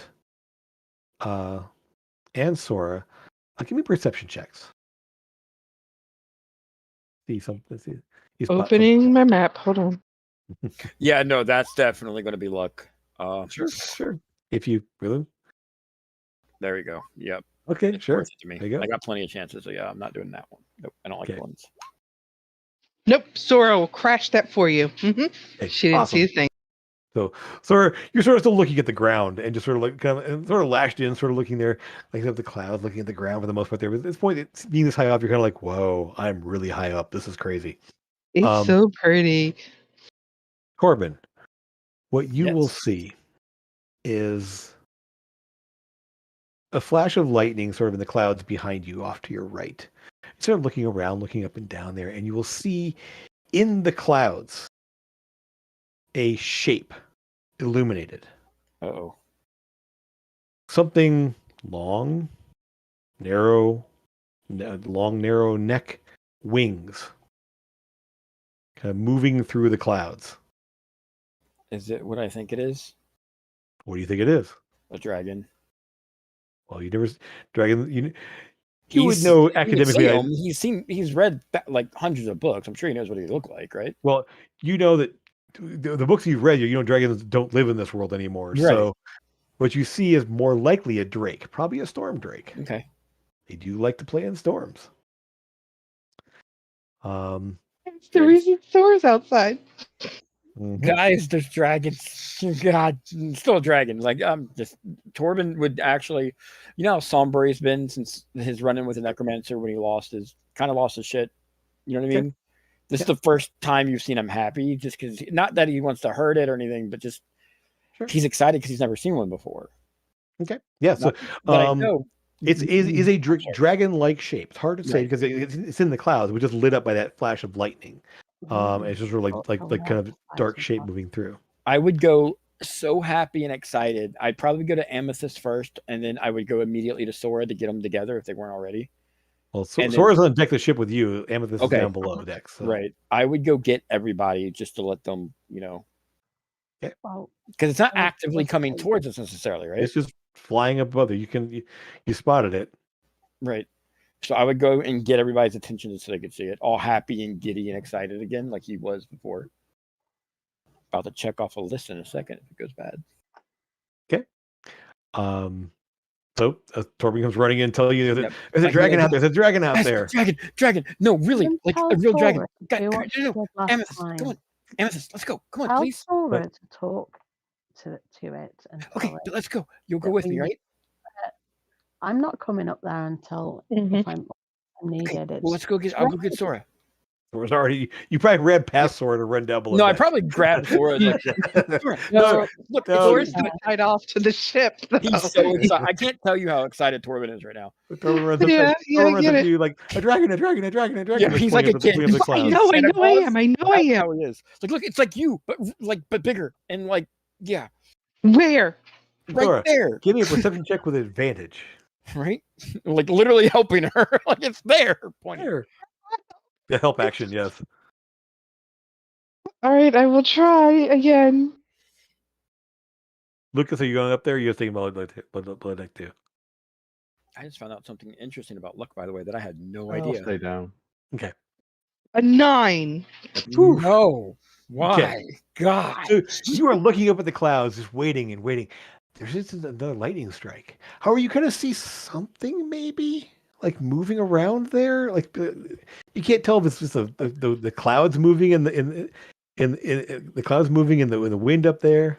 Look, Torben, listen. look. Sometimes lightning goes behind clouds and it makes the shape of a cloud look like something. No. And that's what I think you see because I don't there. see. I'm telling you, it's Okay. there. Okay, I'll go hit it and it'll come here and you'll see it faster.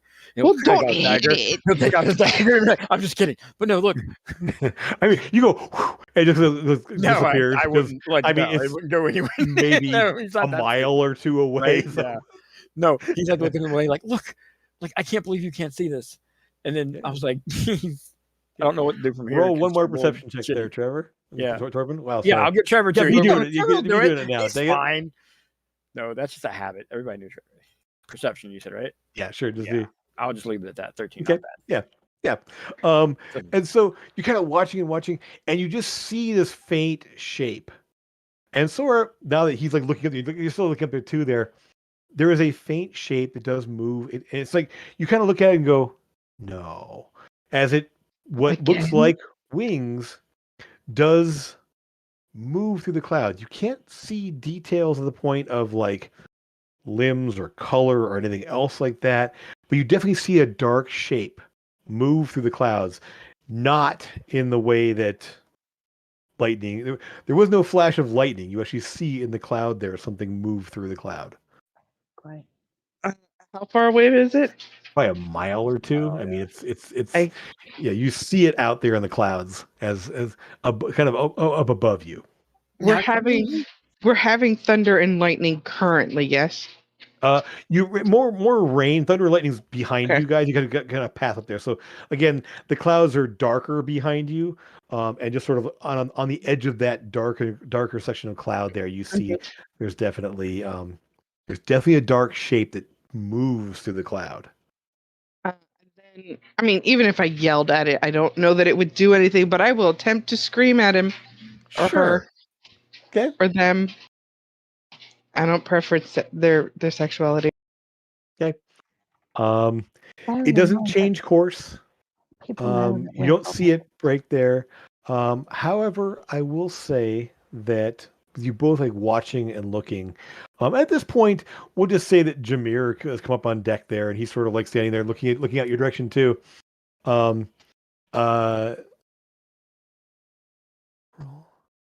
He's like, probably one of the storm drakes. They let the play in the lightning. I don't know, but Can we get a Thor little, is sparkling and lightning right now. can we get Just a sort little, of a little bit closer? edges a wave. I don't think so. The captain's not Please. going to turn on the ship and go back into the storm. He's out of it. So, You'll see his eyes will turn black to get a better perception of the, like, you know what I mean? To like try to get like, you know, he's you just watch, and we'll say that at one point it does. You see sort of a bit of a darker form break through the cloud, and then kind of swoop back into the cloud there as lightning does flash nearby. It kind of flashes like off in the area it is there, and you will catch Tingly. a slight glint of blue scales in the distance there, lit up behind the dark gray and the white. You Not also me. I'm standing here. Is that your brother? Cousin? No, no. Maybe brother. you will Captain. also see, and the Jameer will kind of Torben. You kind of like you're a smart guy. You kind of put two together, like realizing the distance away it is. That thing is big. Like that's bigger than the ship. Is it bigger than the Drake we saw before? That's big? Drake's Yeah, we keep ran big. into something similar to this before that came towards us. Well, you But saw this the is Drakes. much You saw bigger. similar. We're small. We're smaller than the ship. There, Yeah, they're those probably are the size wyverns, of right? like a wagon. Yeah. Well, Drakes are wyverns. Just Yeah. essentially, what people call wyverns are actually just green drakes. Mhm. They tend to do poison, Mhm. whereas blue drakes are also known as storm drakes. But so yeah, you do see at this point, so you do kind of see it out there, and yeah, Torben and Jameer like that's a big fella. I don't know. That is a. Hopefully, stay. Hold on, catch fly. I can check off number 137 on my list right now. If I could just write it for a couple seconds. And it just sort of like disappears back into the clouds there, and just sort of it's like flying around there. That's probably a good thing I didn't notice us. That would be bad if it decided to come and play with us. Then we'll be able to knock off number 2 on my list. Either way, we win.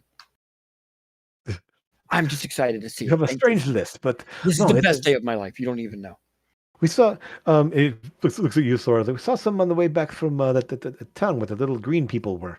The parrots were there. Yes, where it's sort of like much smaller. You fly. Much smaller. So those were smaller than this guy, huh? Oh, definitely. That was same much larger. I mean, they can grow pretty I'm gonna big. go wake up Eldon and make him cast fly. What on what? Me. Why are you gonna go fly at the dragon? I'm awake. Yeah, we tried to get you. You wouldn't You cast didn't wanna fly come. on me. I wasn't. Sora knows smart Torben, enough that you you, made if Torben you wanna knew cry. that I was gonna fly out to the dragon, you would not be casting fly. Torben wouldn't let that happen anyway. I mean, Eldon, he kind of goes like, what? I do not see that. That would be very, very fun. But his flight is on him essentially because he's on his boots, so it makes him fly. He doesn't. He can't actually cast fly on someone else. So I can fly. It's okay. It flies by anyways. There's nothing we can do about it. yeah. Essentially, the ship will continue kind of its descending down, kind of leaving the cloud bank behind you. You'll see sort of maybe another little flash of lightning, but don't see any more spots. Don't spot the Drake anymore. It is in the distance behind you at this point. With the sky cover again, clouds above you, some rain coming down. You guys are pretty well drenched at this point because it's still raining on the deck there where you're at. But the ship is kind of doing a slow descent. And throughout the course of the day, you see that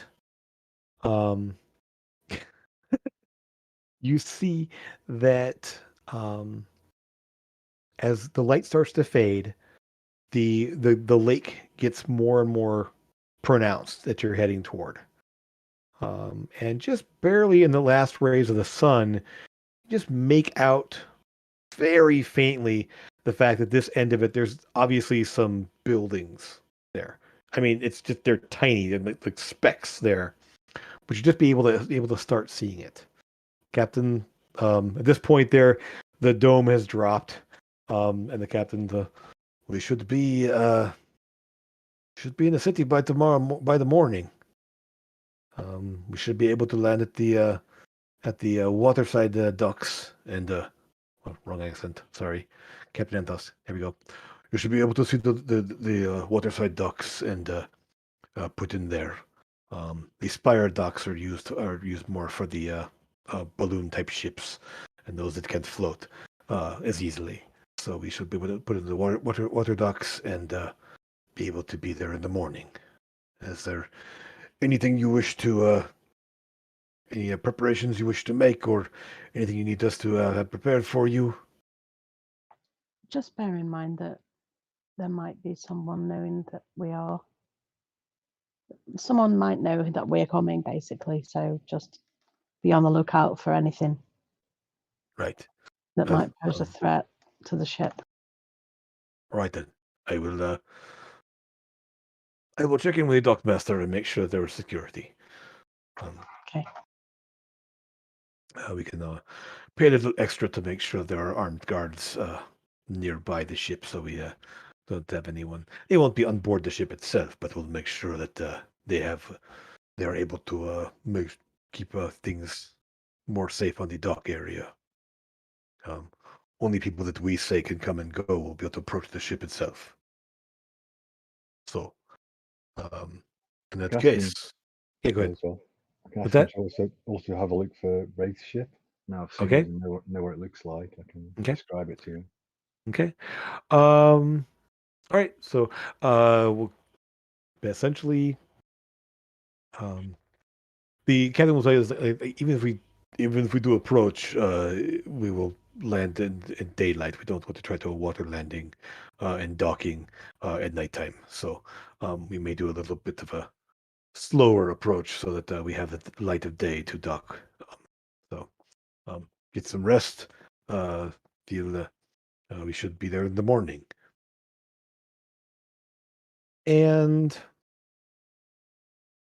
anything else you want to do with your last night before arriving officially in Dravier?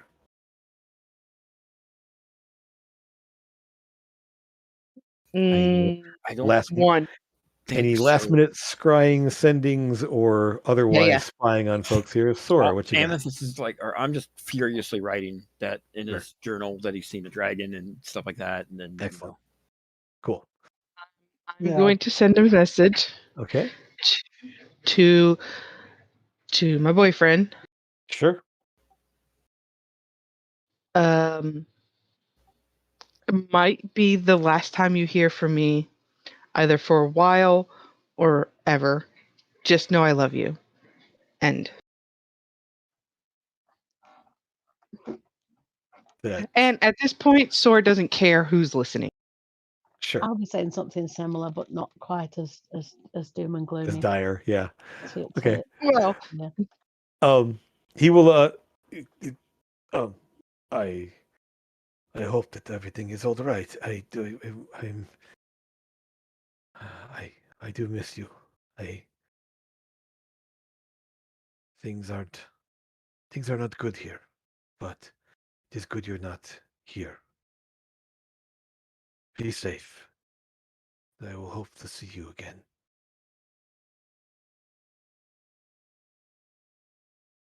okay, well, that's weird. Okay. If Ah. we make it out of here alive, guys, I know where we're going. is it to go see another dragon?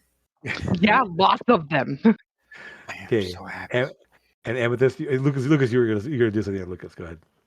I'll do a final scrying again Okay. on the ship itself. Okay. Just where it is. Let's just see if that's just fine. Um, Knowing what you're doing, kind of getting an idea there. You will really scrying. It is dark by this time here because it was essentially. But what you will see is the ship is not moving. The ship is essentially what you might say potentially bobbing in the water, or hard to say exactly. You can't quite because it is dark there. You can't quite see. You definitely see darkness around around the ship itself. It is not moving. You don't see anyone on deck. And you do see some lights out beyond the ship. And in those lights that are out there, you can kind of make out what look like street lights and docks. And the ship is obviously docked somewhere. You assume. Oh, can we destroy it? Fireball to the face of the ship. So, in the 10 minutes you have there, you will hear the faint like clanging of like bells, like dock sounds essentially. Maybe some faint voices of people like walking and talking out there, but nothing close to the ship, and you don't see any movement on the deck of the ship itself. So, with that, and this was there anything that you wanted to do on your last night? Just to tell Ellie that I love her and that, I'm thinking of her, and I'll let her know what happens and stuff, and not to worry too much because, we'll be fine. She's like, Hopefully. yeah, right. Like I wouldn't be worrying anyway. I know where you are. I know what you're planning. So I'm glad you do because I don't. well, I mean, I don't know what you're planning, obviously, but I'm just saying, safe. Don't be dumb. Don't be reckless. Don't be No, all that stuff. Okay, we'll be smart. sure. And Probably. she will tell you she loves you too. And with the Sit ship, with the ship on its nighttime approach to Dravier itself, as the sky darkens, you can just barely make out the glint of lights, little motes, kind of on the edge of a darkened body of water as the ship does kind of start to steadily approach. Just barely those little faint bits of light as the nighttime, as the lights of the city light up. And as you approach and the night gets darker, there's quite a number of lights down there until there's almost this dark black like body of water, faint moonlight above you, and just a sea. There's a whole stretch of lights around the northern section of the lake, kind of curled around the lake itself, the end of the lake. As you approach, and you're able to get your last long rest in before arriving in the capital city of Gervon. I'm going to call it there. And Nice. when you arrive, next time, as I mentioned before, we will be dark next week unless weather changes things here. We don't know what's going to happen here, so there is a chance we could play next week, but we're planning for the 14th, being that be our next session. With that, I will keep everyone posted. I will make sure announcements go out there and everything else. But I want to thank you all for being here for a crazy little travel episode with a lot of spying and passive interrogations, I guess we could call them. Thank you as well, Jim. Hope you guys had fun. I know I did. And with that, thanks for stopping in the Tumble Tankard. We'll see you again really soon. Take care, everyone. Bye. Bye.